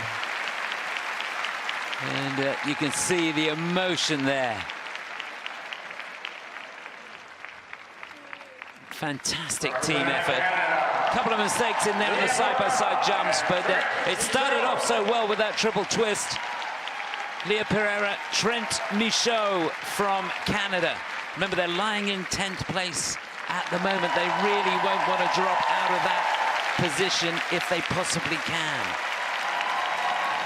Oh, disappointment for Lia and Trennt today. It really was a tough opening. It started with a great triple twist in at a level 4, but both the jumping elements, which usually are this team's strength, were really difficult today. The first sequence, usually when done to their usual standard, will earn them around 11 points, and today they're getting 1.78 for that element, to put that into perspective. Positives, there were 3 great level 4 lifts. Both throws were cleanly landed today, though the throw loop does have a slight minus in the grade of execution. Of course, they doubled out on the salves as well, which is really going to hurt them. Watch Trennt here. Really loose in the air, comes down under rotated on 2 feet and elects to not do the double axel.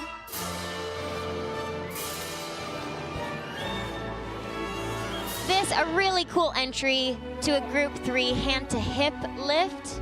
We see here the change of position. Lia is in a difficult position and Trennt is on 1 arm for 2 revolutions. That's a level 4.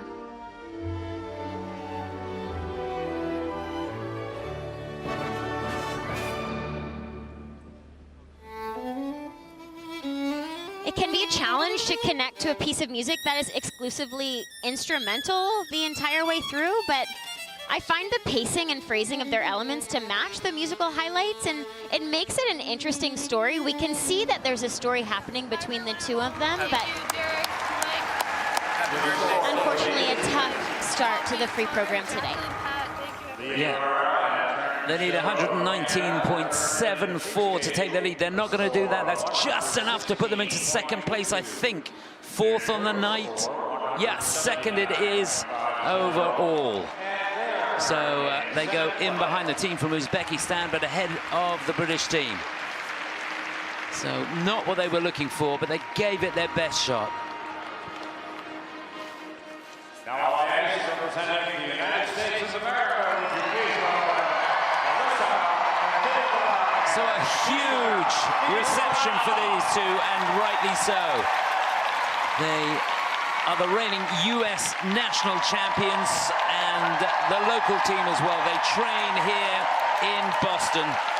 So huge support for Alisa Efimova and Misha Mitrofanov.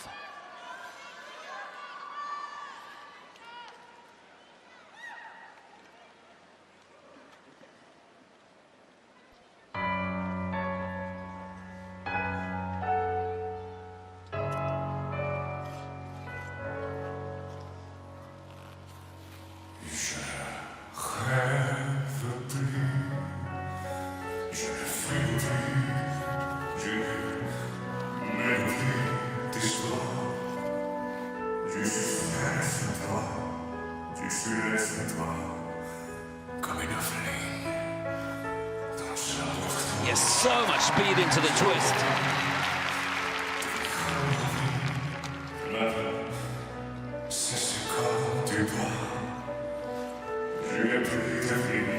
Now for their sequence. Triple saltos, double axels, just makes it, and didn't have enough speed for the second one.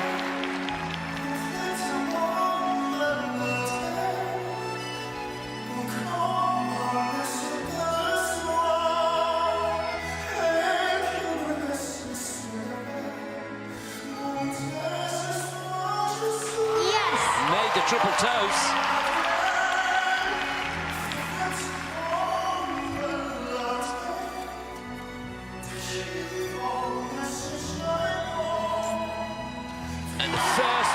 The two throws, beautiful, that's the loop.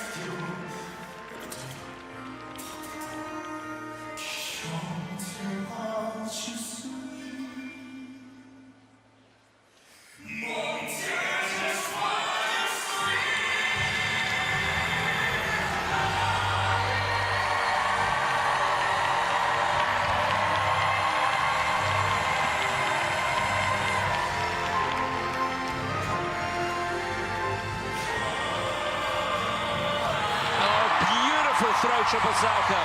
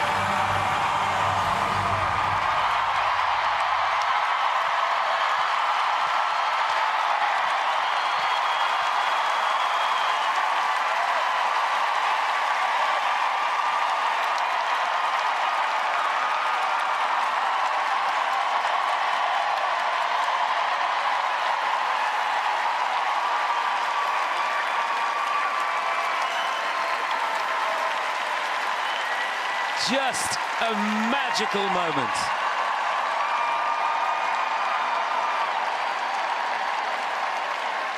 If Boston ever needed something to lift their spirits, it was this.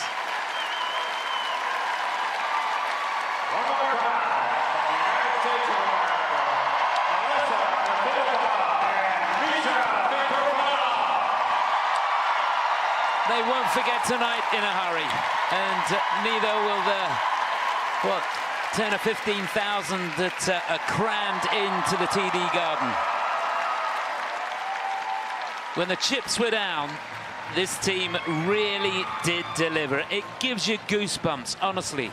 Alisa Efimova, Misha Mitrofanov, very, very well done. A performance of passion. a performance that meant so much. It almost goes beyond skating. It really does go beyond skating. This team has been through so much. Their training mates on the flight on January 29th. I think for them, this is more than skating, and this was so special.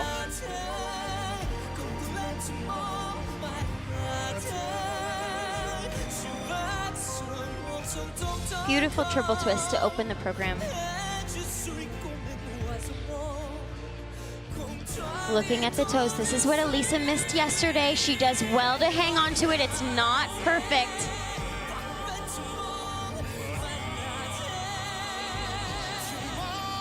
This is a beautiful forward outside death spiral. And as you mentioned, Chris, it's hard to make this death spiral look beautiful, but they do.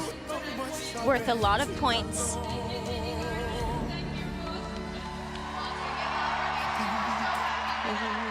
This, the final throw of this free program.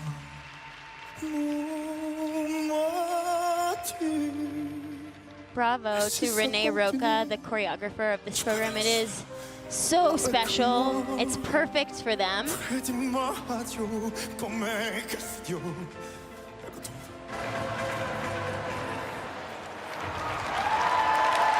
Well, their season's best score is 128.46. They got that in Skate America this season.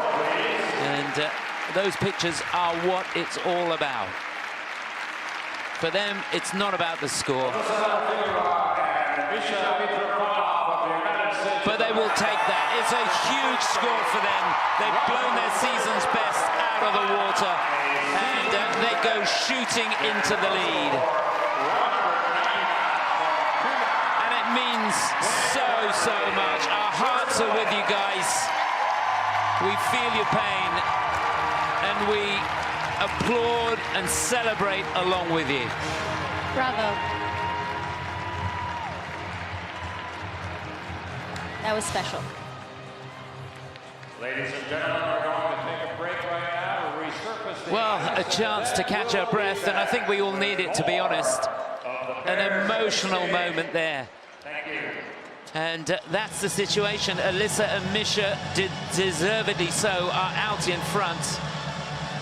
Ekaterina and Dmitrii in second place. The Canadians in third, and Anastasia and Luke there in fourth place. We've got 2 more groups to go, so 8 teams, the top 8 teams after the short program. We're going to take a break now while the ice is resurfaced. We're going to just regroup and catch our breath and get our emotions in order. Hope you enjoyed that. If you did, be back in about 15 minutes or so for the final 8 teams. See you in a moment.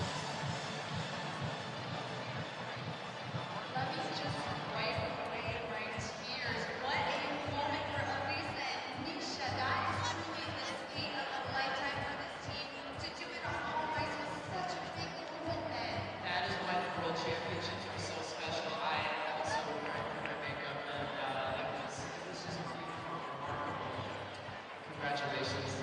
So happy for you guys. But we have so much exciting skating to come.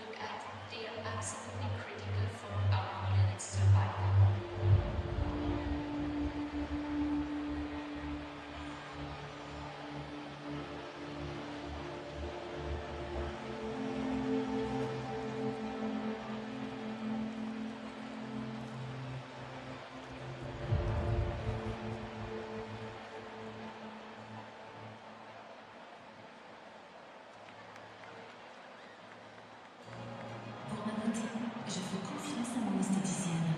Avec ses soins de beauté professionnels, ma peau est plus belle, mon visage paraît plus jeune et éclatant de beauté. Dans les instituts de beauté, Guinée et Maricor.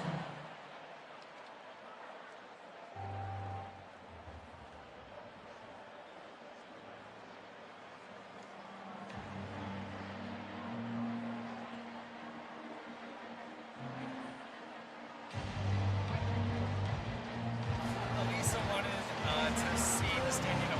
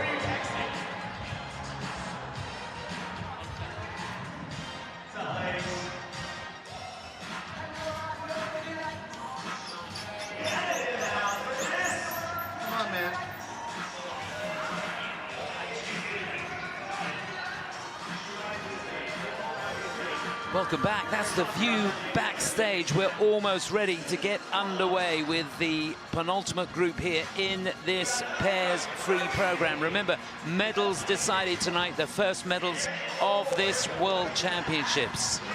And you can sense the nerves backstage there, can't you? It's about 30 seconds until the first team will be introduced out into the arena. We've got teams from USA, Hungary, Canada and Australia in this penultimate group. The teams lying in 5th to 8th place after the short program.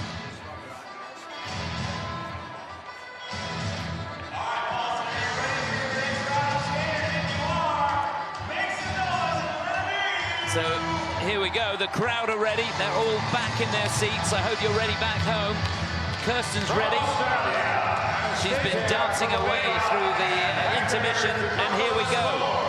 Anastasia Gulubeva and Hektor Giotopoulos-Moore for Australia will get us underway. They go into this lying in 8th place. Then the defending champions, they've got some work to do here. Deanna Stellato-Dudek and Maxime Deschamps. Can they get themselves onto the podium? They're about 6.25 points behind 3rd place at the moment. Then the team from Hungary, Maria Pavlova and Alexei Sviatchenko, team that finished in 4th place last year. They're in 6th at the moment. And then the Americans, who were out of the top 10 last year, but they go into this lying in 5th place, just under 5 points behind a podium place at the moment. Ellie and Danny O'Shea, so it really is all to play for. That's confirmation of how this penultimate group will go off. It could not be more exciting. Penny for your thoughts, Kirsten. My heart's beating fast, Chris. I bet it is, I bet it is. 4 great teams in this group. 3 of them had great skates yesterday. Disappointment from Deanna Stellato-Dudek and Maxime Deschamps yesterday. And there is the leaders' chair. It's a new feature this year. Our leaders, Alisa and Misha, didn't they skate so well? Great to see them there, and it's an interesting initiative because as the skaters go into the kiss and cry after their performance, they can glance across at the team in the leaders' chair. So, to get us underway, Anastasia Gulubeva, Hektor Giotopoulos-Moore, they're in 8th place. They're a force to be reckoned with, that's for sure. 10th last year in the World Championships, did pretty well in the Grand Prix this season. Finished 3rd in Skate Canada. And Anastasia just did a beautiful solo triple Salchow off of your screen. They really were great yesterday. Yeah. And they were thrilled with their performance. They said for the first time, maybe ever, Anastasia was very calm. And Hektor was feeling really nervous. But they clearly did well to balance each other out. And here, the amazing Deanna Stellato-Dudek. She is a phenomenon, 41 years of age.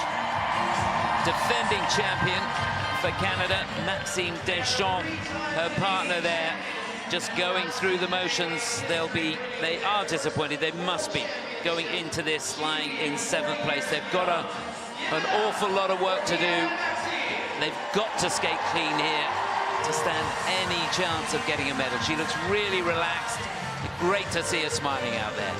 She really does look relaxed, which is great. They said their goal is to skate free. We really wish for that for them today. Well, we hope they can do it. Hungarian team here lying in 6th place. A young team, she's 20 years of age, she's 26. Maria Pavlova, Alexei Sviatchenko. They finished in 4th place last year. 4th in the European Championships as well. Runners-up in the Finlandia Trophy. Didn't start the season off too well, a 5th place finish in Skate America, but they are a force to be reckoned with. Keep your eye on them. I thought they were great yesterday. They really are coming into their own. It's their 3rd season together, getting better all the time. And here a team that really did skate out of their skins yesterday, looking good here in the warm-up. Just that touchdown couldn't quite get the double axel there, but the triple salves were good before. Ellie can, Danny O'Shea. They know they've got to go some. Alisa and Misha really have put some pressure on them. These two finished in 3rd place at US Nationals this year, but bronze medalists in the 4 continents last year, never been inside the top 10 at the World Championships, but they go into this lying in 5th place. They're under 5 points behind the team who are in 3rd place going into the free. They can't make a mistake though, can they? They can't, and the throws will be key. That just a throw single, it will be 2 throw triples in their program. Their compatriots have had a fantastic free program today. They've put up a great score. If these 2 teams' placements combine to 13 or less, the USA will be allowed to send 3 teams to the Olympics next year. Well, if you didn't want any pressure, you've got some now. And that really is just the reality of a World Championships the year before the Olympic Games. It's so amazing to see everybody too. Now you look comfortable. You look like you don't want to go anywhere. You as though without the blanket, you're not so sure they're coming for you. Deanna and Max finding themselves in a similar situation to the 4 Continents Championships in February of this year. They had a less than ideal short program and felt that that allowed them to skate so free and attack and not worry about being perfect or getting too down on themselves. They had nothing to lose. Perhaps we'll see that from them today. Yeah, perhaps you're right. In a funny way, maybe the pressure's off. There is 1 minute remaining. The pressure, these athletes thrive on pressure, don't they? Some do, Yeah. and some crumble. And sometimes we just don't know which option it's going to be on the day. It can depend on a variety of factors. The environment plays a role, what group you find yourself in, how you prepare for the event the night before. It all matters. Well, let's hope they've got it right. Final moments here.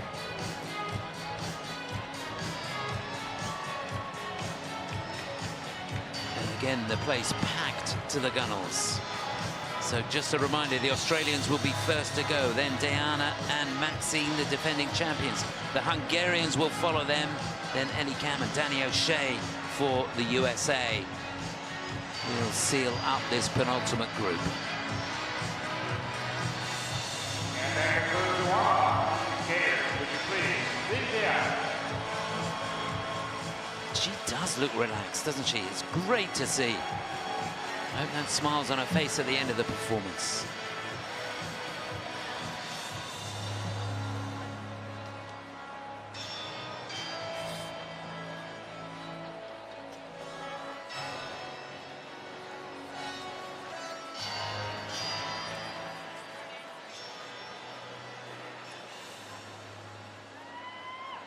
Now, representing Australia, would you please welcome Anastasia and Hektor. So here we go, the penultimate group in the pairs short program.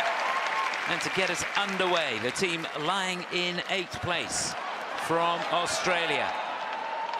Anastasia Gulabeva and Hektor Giotopoulos-Moore. Umbrellas from Cherbourg, the music.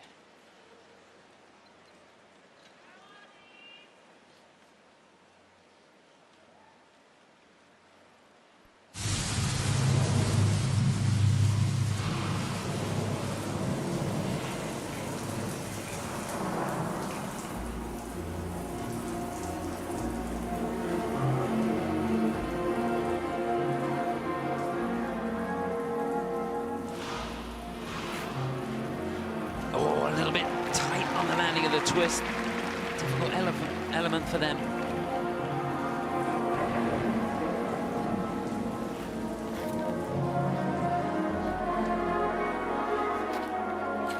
Oh, that was beautiful. Triple toe, double axel,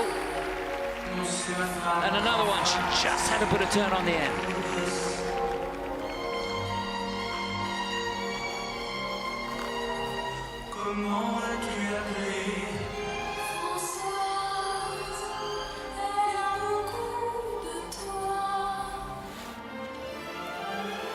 So Hangs much on to it. control coming out of the Salco.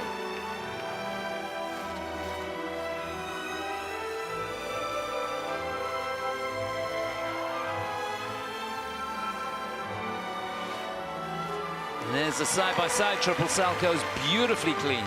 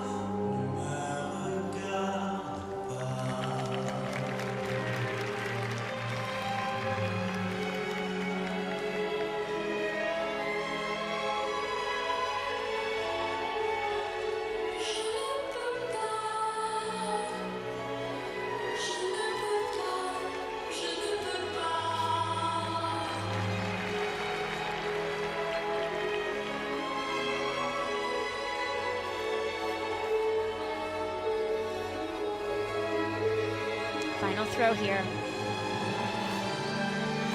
Oh, what a shame.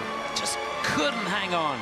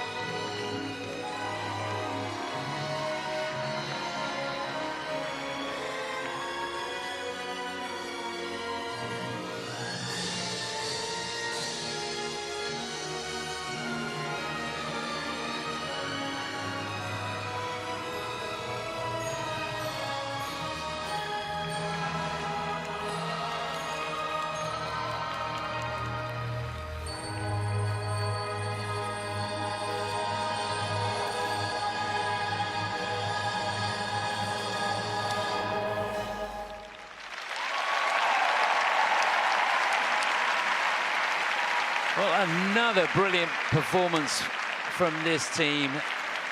A relatively young team, and they know the gauntlet was down because the performance from the leaders was so good, wasn't it? The pressure really on these teams. Anastasia Golubeva and Hektor Giotopoulos from Australia. They needed to be clean. I think all these teams, if they're to challenge or stay ahead of the Americans, they've got to be right on the money, haven't they? They do, and we don't know if they are aware of the score or not. There was an ice cut before they skated. They may not be aware, but regardless, they really want to do their best job here. And Anastasia frequently lands her throws really low in the knee and ankle, and usually she's able to hang on to it. Unfortunately for that throw loop, just a little bit too low and has to take a seat. So obviously they will get the fall deduction for that. They will lose about 2.5 points just on the throw alone before factoring in that deduction. They started the program with, we know the twist is not their strongest element. They acknowledge that. They acknowledge that they're working hard on that at home. They know that it is required in order to contend with the best in the world. But following that, they had a couple of really great and difficult jumping passes. Yeah, they certainly did, and real quality to those as well. Here's the first. It's a triple toe loop. I think hers was bigger than his. Yes, Stepping I think into you're a right. double axel. And the second one just gets a little outside the circle for Anastasia, so it's just a slight reduction in the score, just minus 0.5, nothing terrible. Here's that throw, she gets so low in her knee and ankle, the free leg too wide, she's not able to save it. Their difficult entry for this group 4 hand-to-hand lift. Anastasia changes positions, Hektor goes to one arm, she's in a difficult position. He stays on one arm for 2 revolutions, and they do their difficult exit. This is a level 4. I love this program. It's their second year using it. I think it was a great choice to use it for a second season. They've done it so well, and it's grown with them. Yeah, I think you're right. The program definitely seems more polished this year than last. Certainly a good choice. So they need 133.57. I mean, that is a huge score to go into the lead. Yeah, 122.51. It is second place. I think they'll take that. It's a new season's best score for them, even with that deduction in there. That's an indication of how good that performance was. But it's also an indication of how good the performance was from Alisa and Misha, who lead at the moment.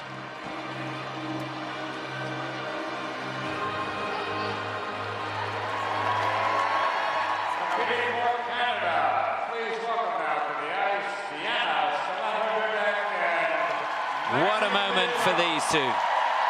The defending champions from Canada. They go into this free program lying in 7th place. So they've got some work to do. They're capable of it. They want to keep a clear head and skate a clean program if they possibly can. We wish them well, Deanna, Stellato, Dudek, and Maxime Deschamps. The Blue Planet, the music.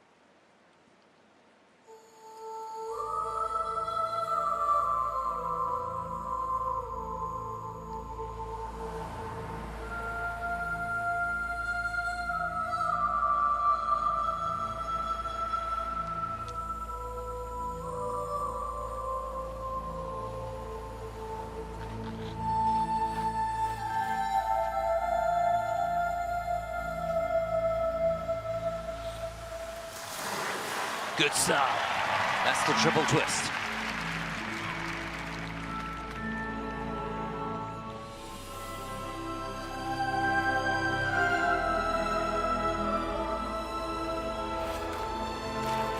Oh, a little bit of a scrappy landing on the toe. Couldn't find the axle on the end.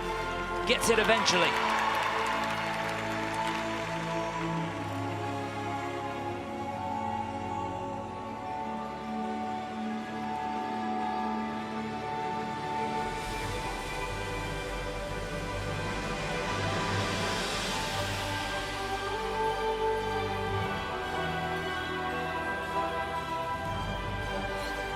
Oh, she was completely off axis on that salto. How did she find the right foot? Amazing.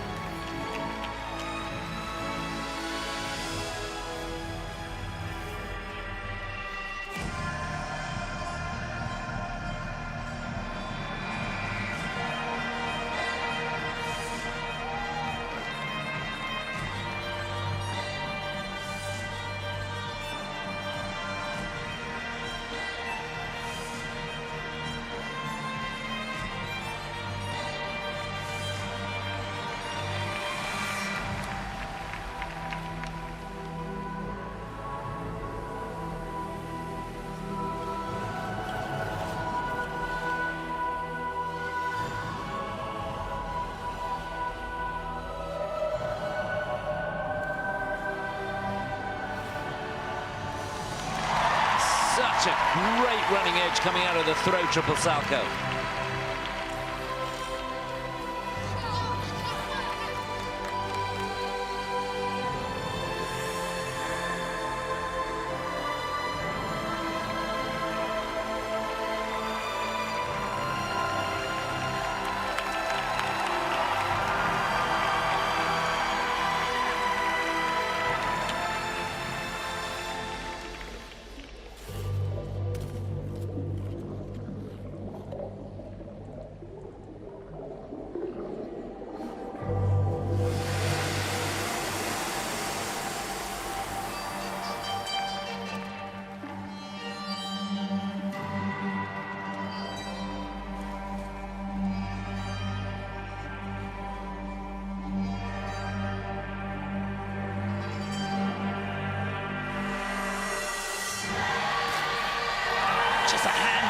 throw triple loop.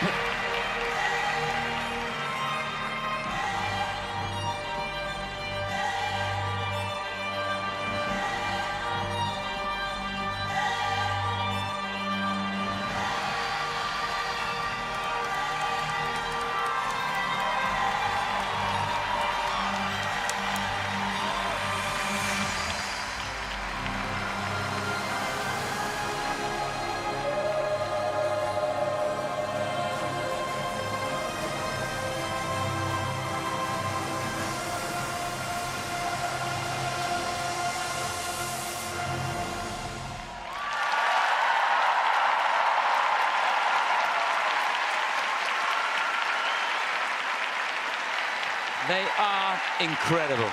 What an inspiration to us all. Very, very well done. Remember, they are the defending champions. Deanna Dudek, Maxime Deschamps from Canada. And as you said, Kirsten, they were looking to skate with a freedom, and I think they accomplished that. They're obviously going to lose a little bit that triple toe at the beginning, which should have been in the sequence. It's not going to count as a sequence because you've got to step from the back outside edge to the forward outside edge and do the jump immediately. You can't put a turn in between. So they're going to lose a little bit there, but there was so much to be proud of. There really was, and the recovery from that was really great. Sometimes in the past, this team is so hard on themselves that when they make mistakes, sometimes they can let that take away or detract from the joy that we all experience when the rest of the program is so great, and I didn't feel like they did that today. You're right, Chris. Unfortunately, because Deanna skated through the first axel in the sequence, it won't count. So she did that second double axel, but it's a lot of work for no points. They're only receiving 2.52 points for that element. The toe is in on the quarter. Let's take a look. Really just doesn't take it through on the takeoff, and then she steps through. You can't do that. You can't take a push. So now she's done this double axel. Well done to her, but unfortunately she's not going to get any credit for that.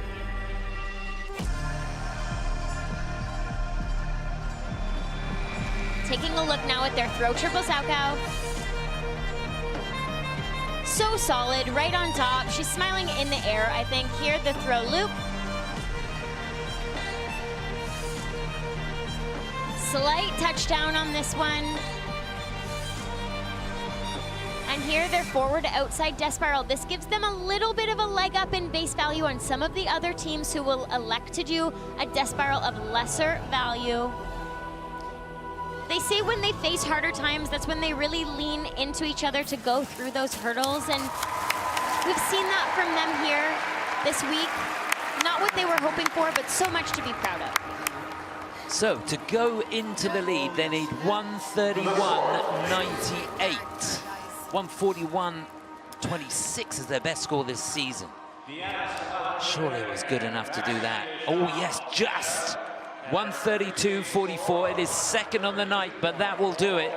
They will go into the lead, and there's confirmation of that. Just under 200 points.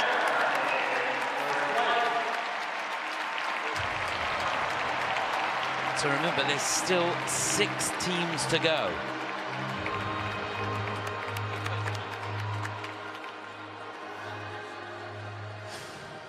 On behalf of Hungary, please welcome now to the ice Maria and Alexei. Going into the free, lying in 6th place. They were 4th last year at the World Championships, 4th in the European Championships this year. If they can nail a clean program here, they are a force to be reckoned with. Maria Pavlova and Alexei Sviatchenko for Hungary. Pirates of the Caribbean music.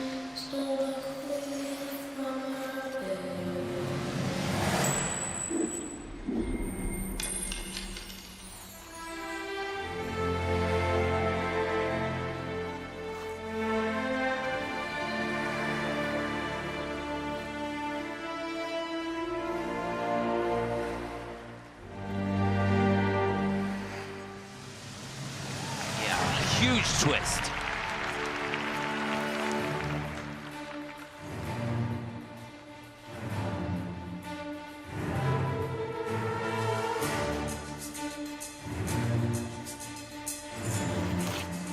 He was off axis on the toe loop, but he made it. Double axel. Oh. Another one she couldn't quite control. It won't be a fall, but it's hands down.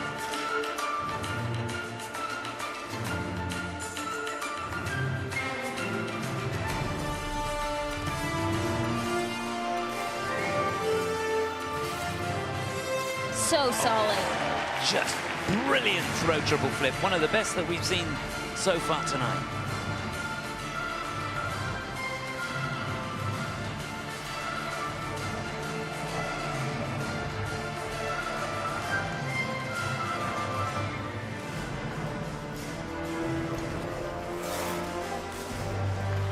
Salchows. I believe Alexei did a double. His left foot came out, didn't it?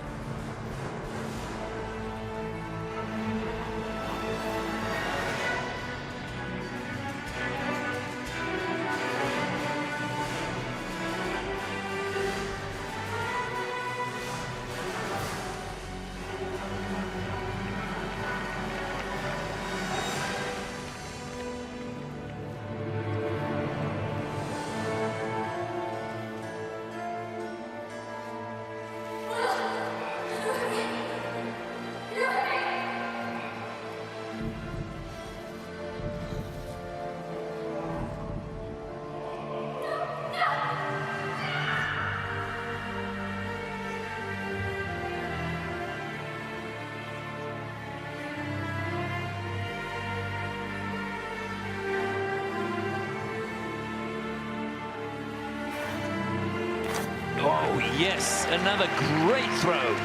Throw triple loop that time.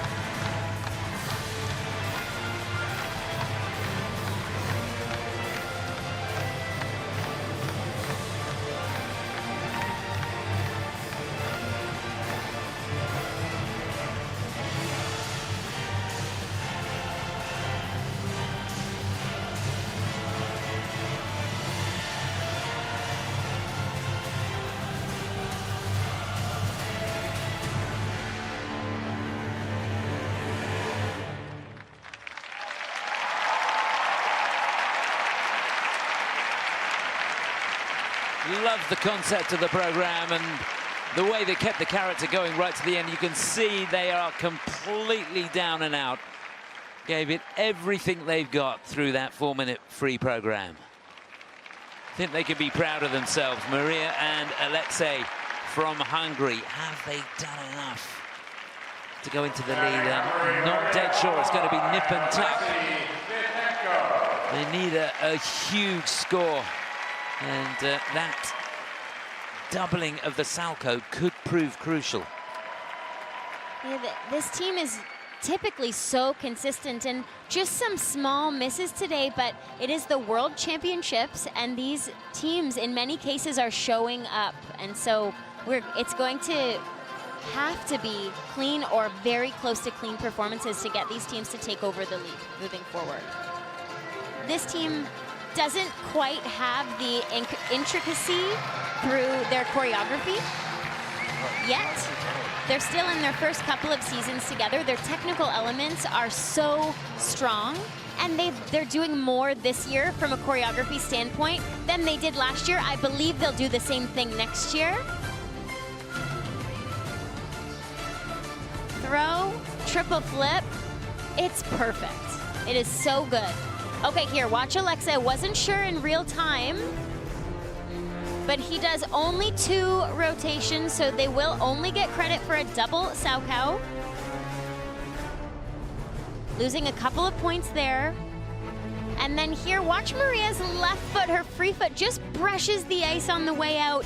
It's not major, they still are earning a positive grade of execution. The judges believe it exhibited enough great qualities to earn that little bit of extra quality marks, but maybe not as much as they would normally get.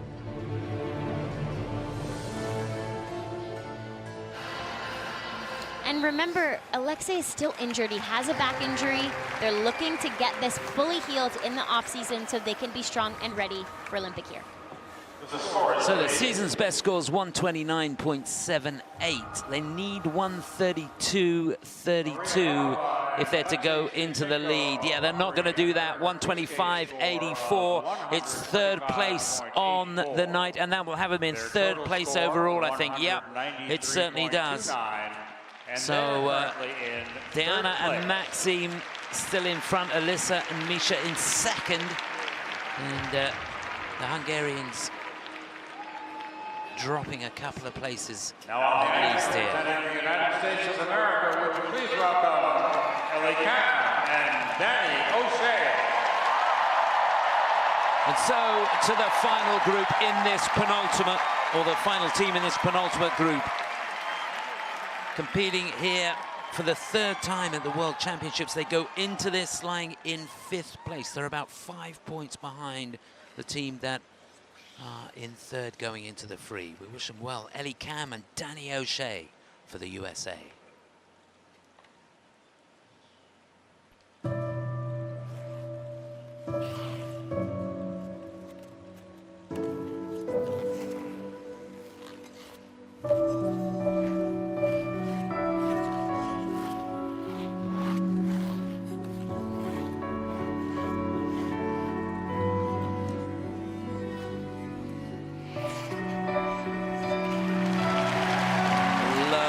Soft triple twist.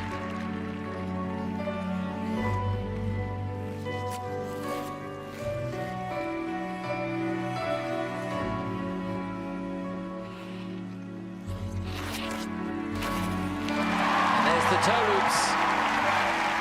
Magnificent unison too.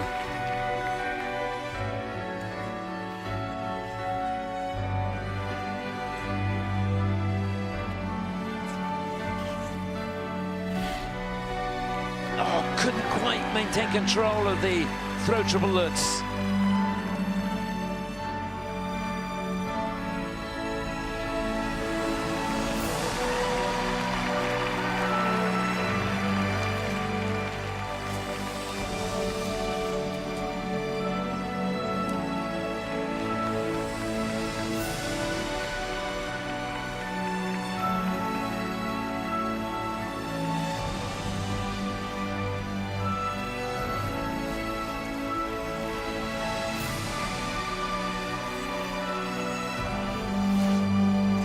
They make the saltos. Double axels on the end again. Again, she has to turn out of it. It was supposed to be 2 double axels there.